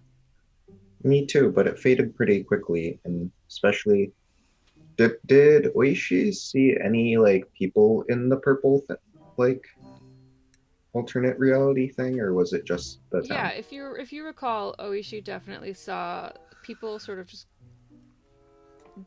They didn't take much notice of you, but they were just sort of milling about, walking around in the streets. It was just the tiniest blip of just like it looked like a normal town for just a moment, and then poof. There was people that I saw, so maybe they went there somehow. Saying the entire village spontaneously went into another dimension? I mean, you got any other ideas? I feel like anything's possible at this point. Yeah. Well, we're not going to really find any more answers here. Someone had to have activated the lighthouse and probably would have some information. So I think at this point we might as well make our way up there before it gets dark. I think that's a great idea. Let's go. And so the five of you and Nelly continue on. And as you go up one more sort of bend in the street, you do see a sign that says Longchester Lighthouse. That away. And it does seem as if the road continues on and then starting to go up. There are more trees now at this point, sort of around the road. And it does go into the woods, but it doesn't look particularly dense. So let's just stick to the road. Can go traipsing through the forest later. And Brorook is pretty much going to take point, and he's going to have his spear out, and he's going to use it both as a sort of walking aid and, just having something handy to poke at things. Okay. Yeah, so you enter the woods, and there's still a, packed down dirt road. There's some sort of potholes at this point. And it's really only kind of like one wagon wide worth of road. And you continue onwards. Sloane, are you reading and walking? I was trying to think what Sloane would try to do. I think if she thinks it's important to see if there's any more information contained in the book, but you said, would she know it would take several hours to read through the whole thing? Well, I'd be willing to give you an investigation check to keep, because you do a lot of reading, and you are, I'm going to assume, kind of well-versed in doing a initial sort of skim to figure out where some of the more important stuff is. Yeah, then in that case, I think Sloane is kind of in the middle of the group, making sure there's people on either side of her, so she doesn't walk into a tree or something, and she will. Could turn into a goat, Oh, and you could ride on me while you look for a giant goat. I wouldn't want you to. I should be fine. I mean, just yell if I'm about to trip on something. But what if you need it in an emergency? What if we need an emergency goat? Oh, that's fair. As long as it's not for like a curry or like, a dish or something, because I'd probably not be a goat for very long if that happened. I have a solution.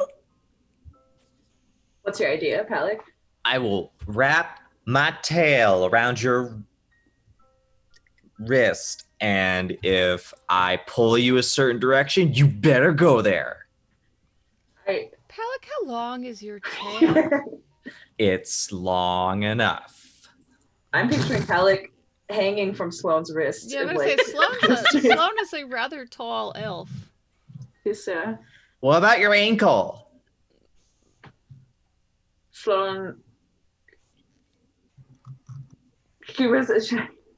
How about I ride on your shoulders while you read, and then I will direct you in case you get too invested. Why don't we just use a rope? I think if my goal is to focus, Palik, you should be as far away as possible. No offense. I see. Nellie is gonna sort of elbow you, Broruck. Y'all are really hard to get moving, huh?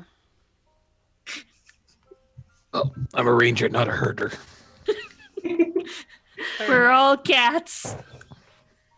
Sloane will sort of clutch like her necklace, cast guidance on herself, and then start reading and following behind Berwick. Smart. All right.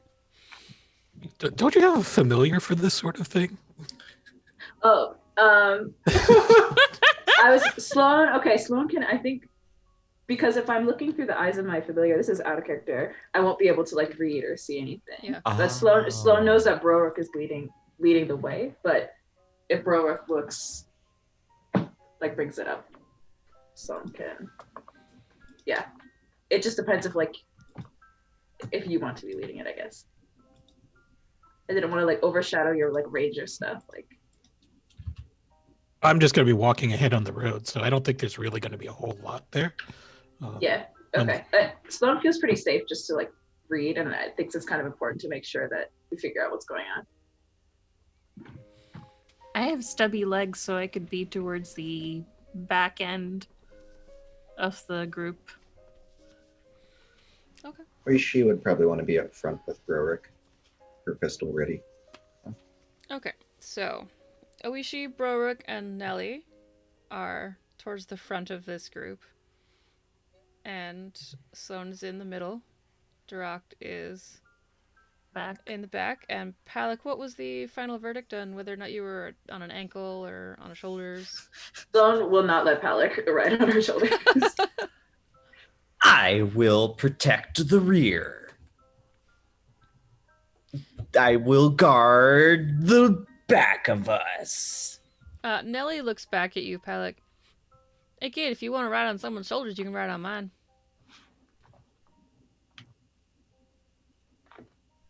Okay. And he goes uppies. Yeah, she's real Go strong. on, go uppies. She just picks you right on up, and you are now riding on Nellie's shoulders. It's a bit of an uncomfortable ride because the pauldron of her shoulder is metal, and as she walks, it kind of bumps into your leg, but it's still a nice tall vantage point. It's not as good as the lore eaters, but it's doable in the circumstances. I have a question. Does shoulder reading give Sloane advantage by aiding her? Does I'm sorry, shoulder reading? Since I'm on the back. Oh, sure. It's like, no, you missed that. No.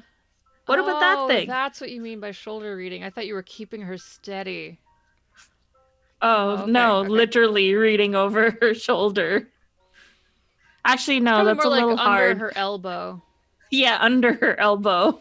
I could see that working if she's holding the book out, and reading, and kind of like keeping, because I've read and walked before, so you have Yeah. to hold the book up so that in your vision you still see the path, so you'd be able to see up into the book.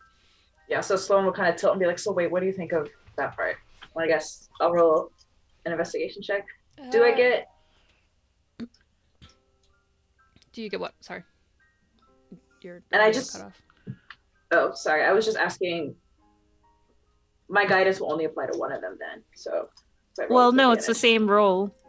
So you would add it to the higher number. Okay, cool. Yeah. Then... And then... Okay, so we'll go with 18 plus 6, which is 24 plus 27. Okay. So you poke through and there isn't any sort of like index on this thing. It's really clearly a very rough initial delve into this problem. And what you do glean out of the parts that really looked like what you're looking for are parts where the writing is sort of smaller and calmer.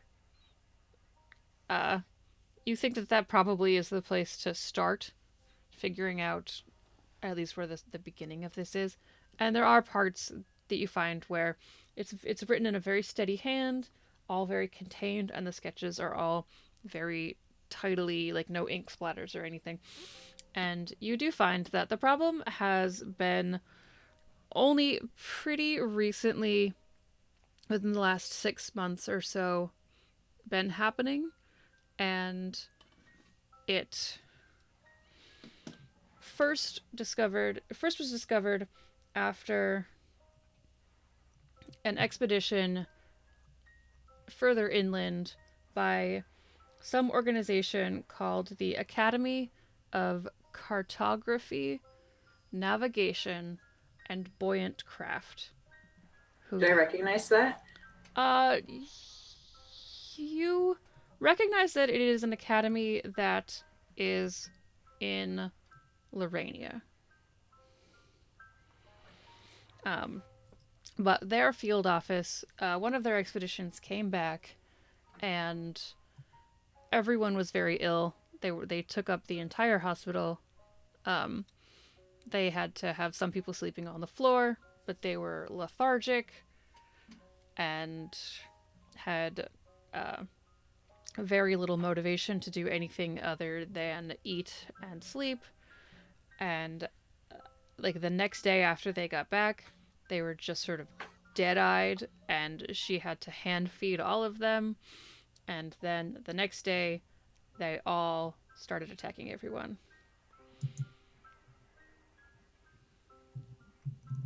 Okay. And did they specify where, or just that he had gone farther inland into this new continent? It didn't specify where they had gone.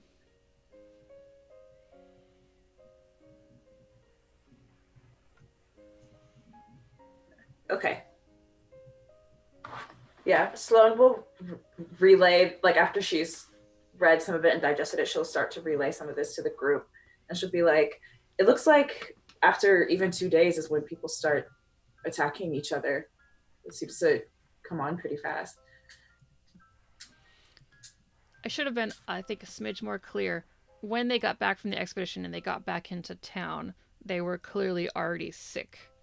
They were already something. sick? Okay. So okay. The incubation period, it was unclear at that point. Okay, that makes sense. Yeah, so Sloan will relay all that information to everybody. But you do, as you're flipping a page and getting ready to relay that information to everyone else, you do see that there are more notes later about incubation periods, but it's in sloppy handwriting, and you're going to need to take a little bit of time. Okay, cool.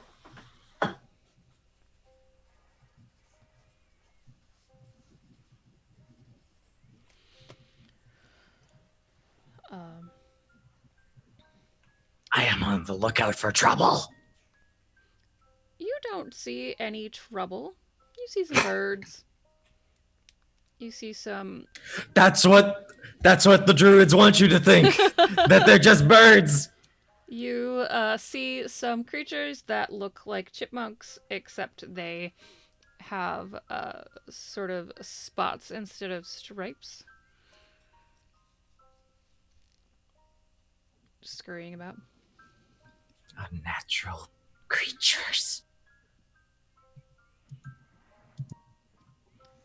You do see that the moss that grows in the sort of shady patches of this forest is a sort of turquoise color as opposed to the usual green. But you all knew going into this that all of the flora and fauna was very different.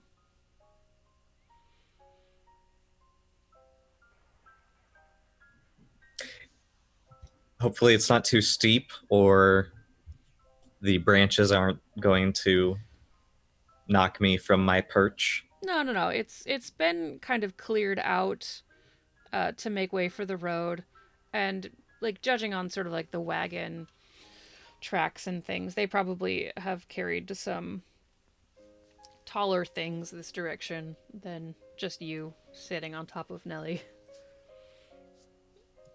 And the incline is not all that bad. You are going uphill, but it's not that bad. Oh.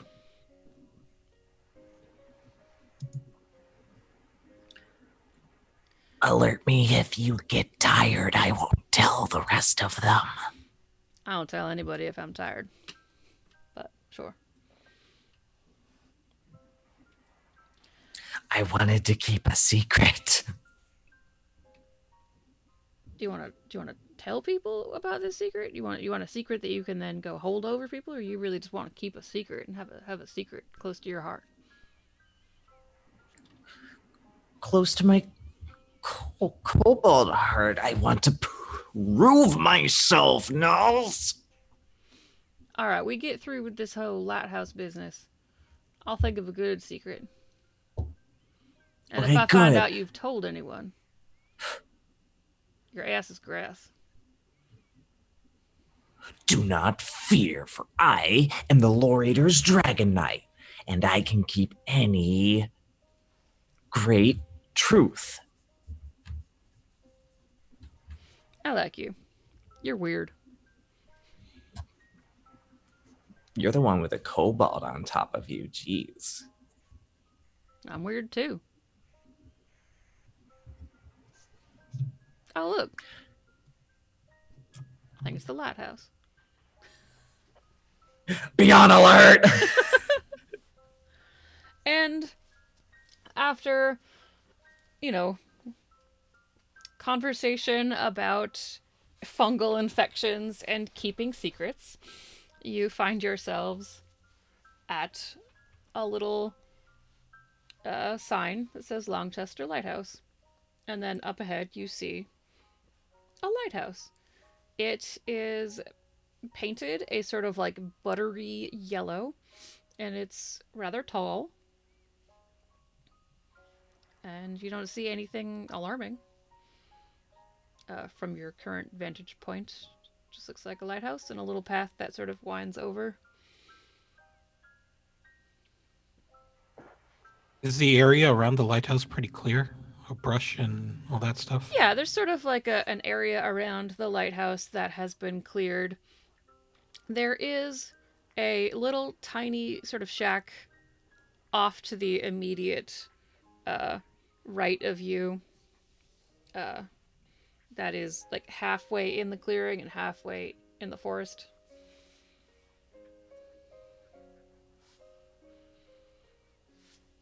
Browick is just going to jerk his thumb at the shack.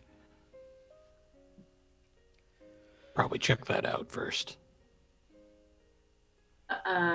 Sloan will turn to Halleck and be like, guess we should reveal our secret, huh? And then she'll be like, if we want to scout at all or take a look, I was working on something this morning that maybe could help us out. And she'll summon Atlas for everybody. And how do you summon Atlas? Like, I where does think- he pop up? I think she just snaps her fingers and he'll poof onto her shoulder or her forearm. Okay, so a smaller than usual falcon poofs out onto Sloane's shoulder, and as it poofs out, it does this little sort of bird shake, fluffs out its feathers, and then looks at all of you. I give out an audible gasp and I'm like, who is that magnificent creature? This is Atlas. This is my familiar. I've been working really hard to try and get this down. That's why I came down late to breakfast this morning. But I don't know. I thought having a little ally could be helpful in some ways. What do you think? I offer the familiar a good berry. Tries to slap it out of Drock's hand. Do you actively slap it out of Tarak's hand before? She tries to. Oh. Okay, let's do some sort of contested. I hadn't thought about that happening. Okay. Is that really contested? Durak, what's your Tiny gnome hands. Well, I'm a dwarf. What's your strength? My strength is minus, so it's 8, so it's a -1 modifier. Oh, okay. I turn into animals. What do I need strength for? No, that's wonderful. Oishi, what's your strength modifier? +0. I have a 10. I really kind of feel like Oishi just smacks the berry out of Durak's hand. You weren't expecting it, and Yeah. she's stronger than you. I just have like this, like as if you slap my face look on my face. Where she just like shakes her head, reaches into the bag of holding, and pulls out one of the cold fish. Offers it to the bird instead, and has like the smug, shit-eating grin on her face.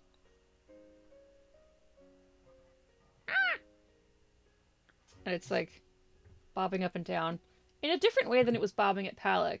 It's like fast.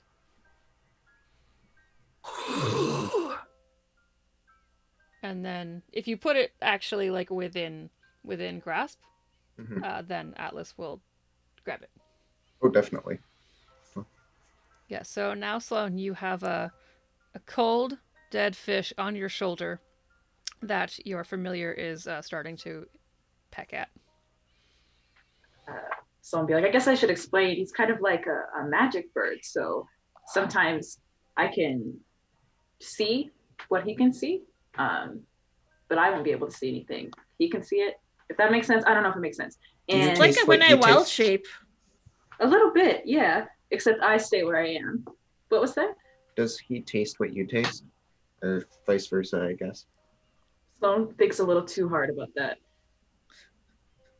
You know, I guess I'll have to try it out. I don't taste any fish. I mean, and she kind of like delicately picks it off her shoulder and hands it back. Thank you. I But- pick up. The fish now has several beak gouges into it. I pick up my good berry from the ground and I just pocket it. Okay, you find it. It's fine. I skulk. A little bit of dirt on it, but you know. anyways. 5-second rule. It's magical. Anyway, Anyway. that's pretty helpful. Great. We have more small things around me. Sloane will telepathically tell Atlas to go, Father Browick. Like fly over to him. And Atlas will fly over to Browick, and since it worked so well earlier, fly on Browick's head. Well, that makes it easier to scout the lighthouse. You want to check out what's on top and see if there's anybody up there? Yeah, I can totally do that. Just, make sure to let me know if anything happens down here. And then let me read the language of the spell really quick.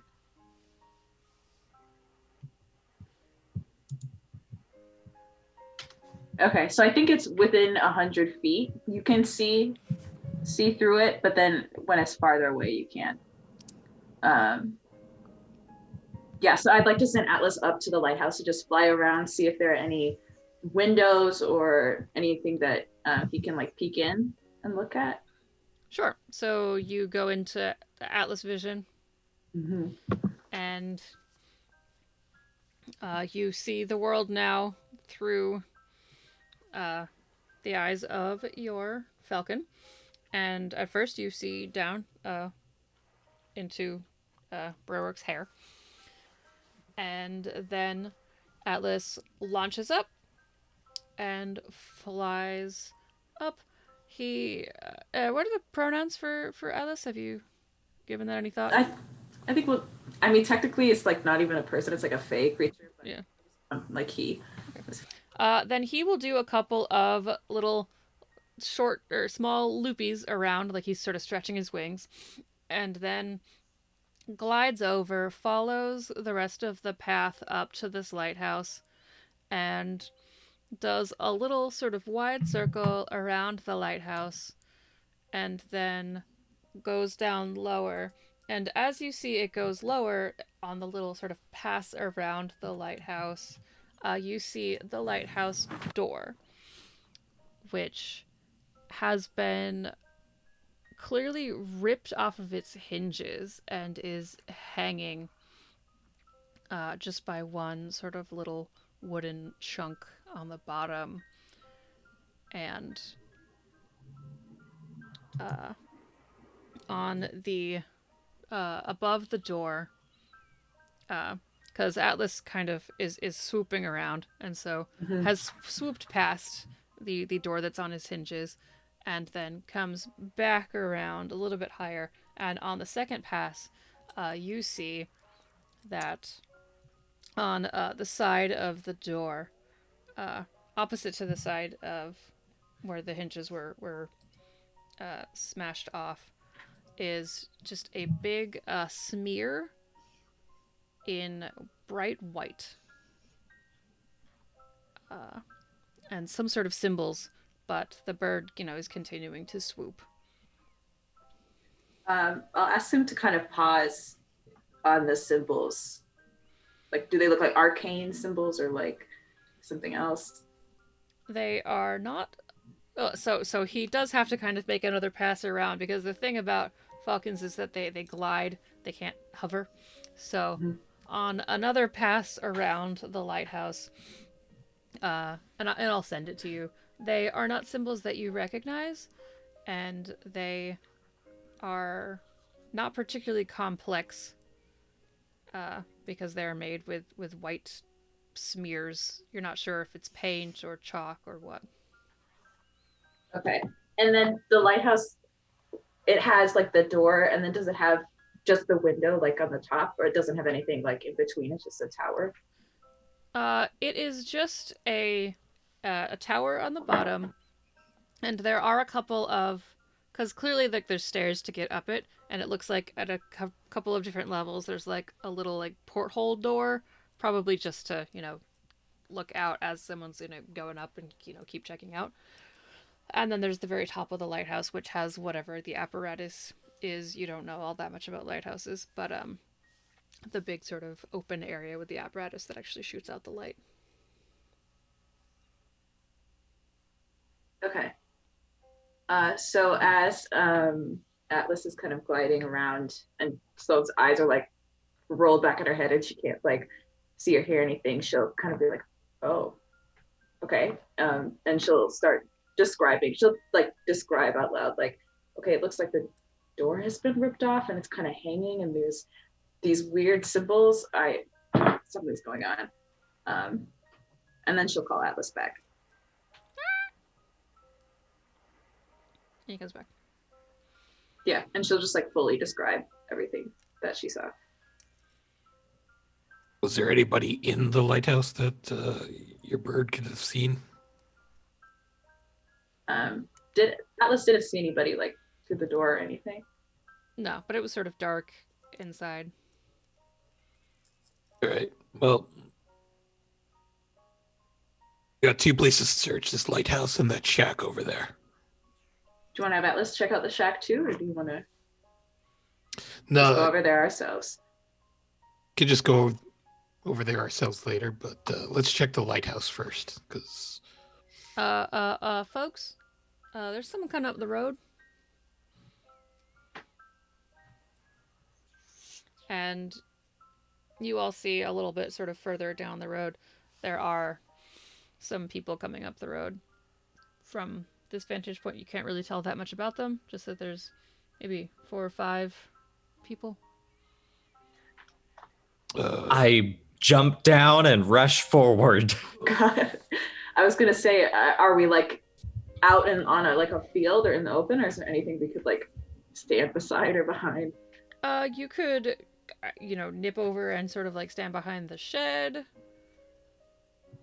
I think the safest place would be the lighthouse, but if Palik is rushing forward. I sigh and give chase to Balak. Who goes there? And Palik, as you have rushed in the direction of these people that are walking up the road, I guess the first thing that you'll notice is that they do not appear to be the infected type people. They are walking with far too much purpose for that. And they seem to have a little bit more clarity in them than just sort of like, stumbling, running creatures, infected people. And they don't reply. Oh boy. Until you get to a certain point where you can make out a little bit more detail about them. And they are wearing uniforms that do not match. They're all fairly brightly colored. I guess the best way that I can describe this is a bunch of different high school sort of band jackets, like Sergeant Pepper type jackets with the piping and stuff, but all different colors. None of them match. It's like they pulled them all from like 6 different high schools. And as you rush towards them, you recognize that one of them is Caldwell. See, I told you they were going up here. And then there is a very tall, presumably human woman that screams out, "You! You have my husband! Where's Costa?" Broek is going to stick his spear into the ground in front of him and draw out his longbow. And at that, she pulls out 2 pistols. Oh. I'm gonna turn into a bear. Oh. So it's a fight, y'all want. No, but your pirate husband is with the soldiers back in Prosperity. He's been taken into custody.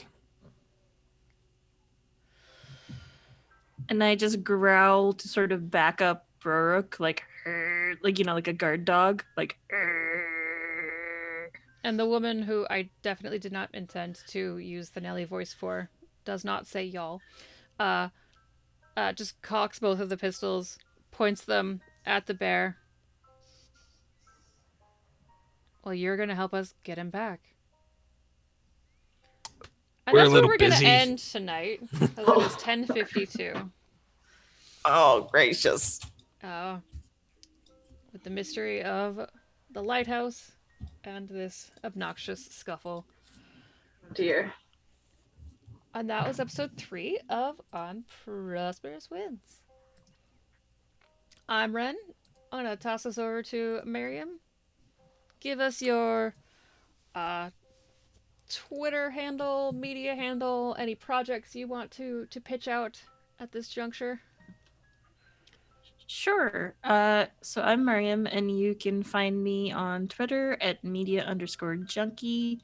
I am the creator and GM of the Musafirs, which is an actual play D&D 5e podcast, which is set in Surzamine, my South Asian fantasy setting.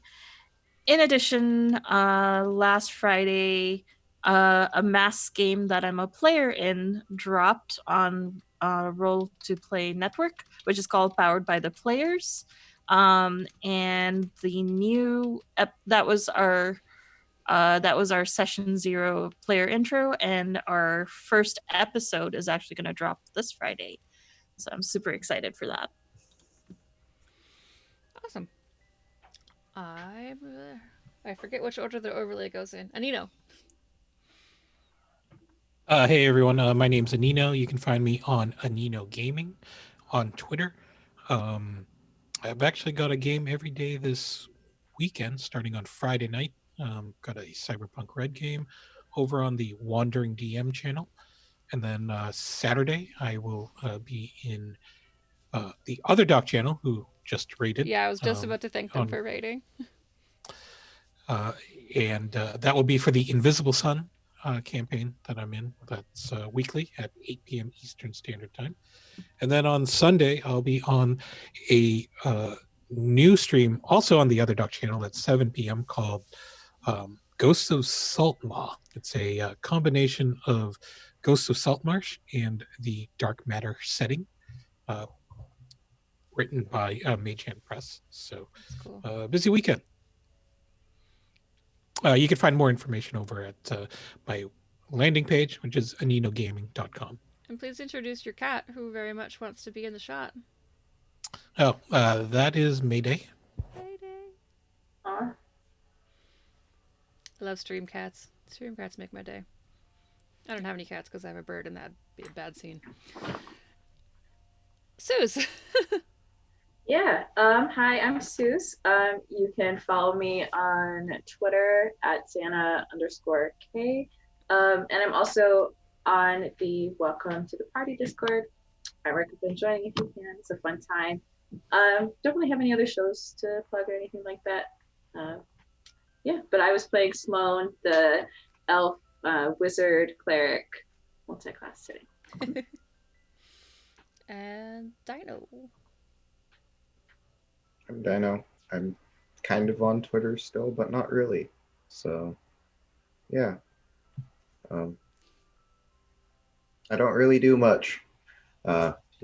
So. Do you make any content or anything like that?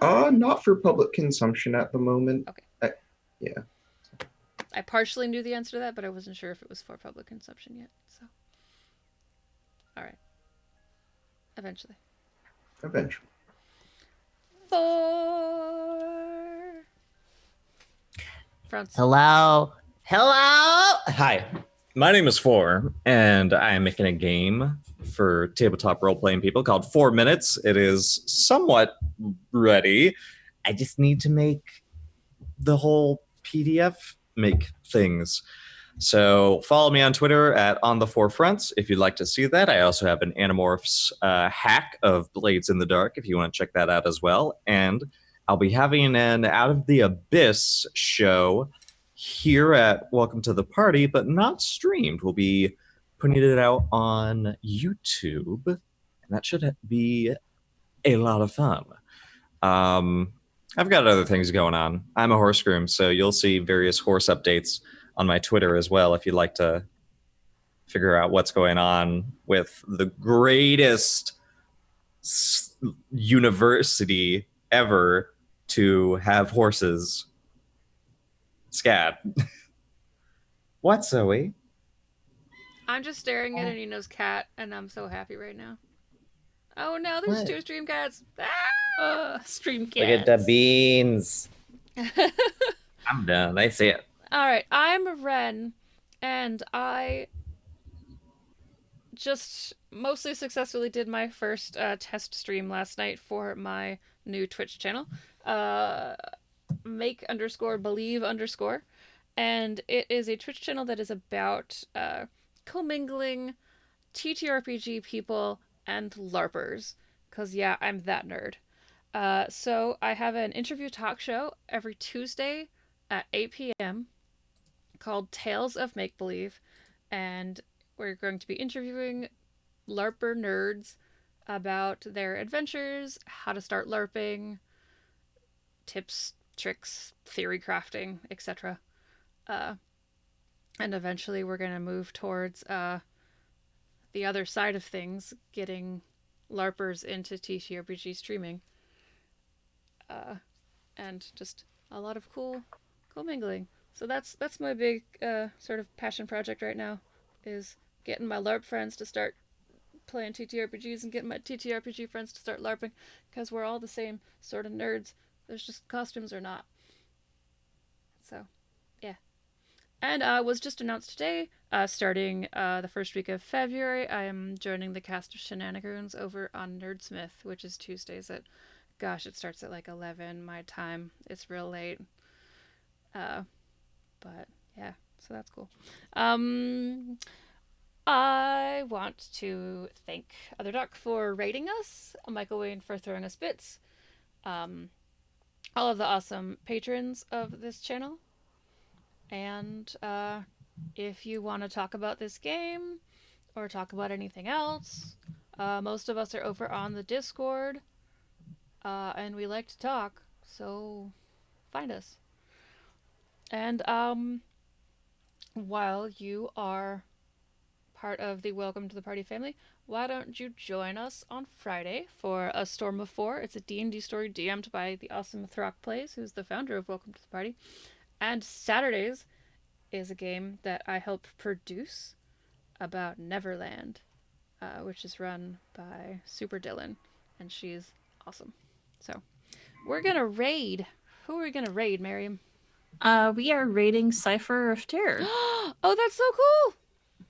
Yeah, looks like there's a Witcher game, and I'm kind of a sucker for that, so...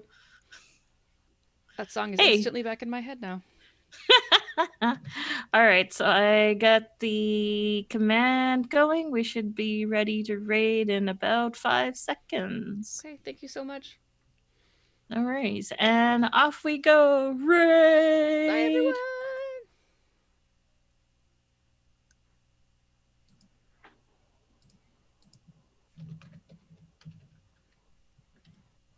All right. I think I can hit the stop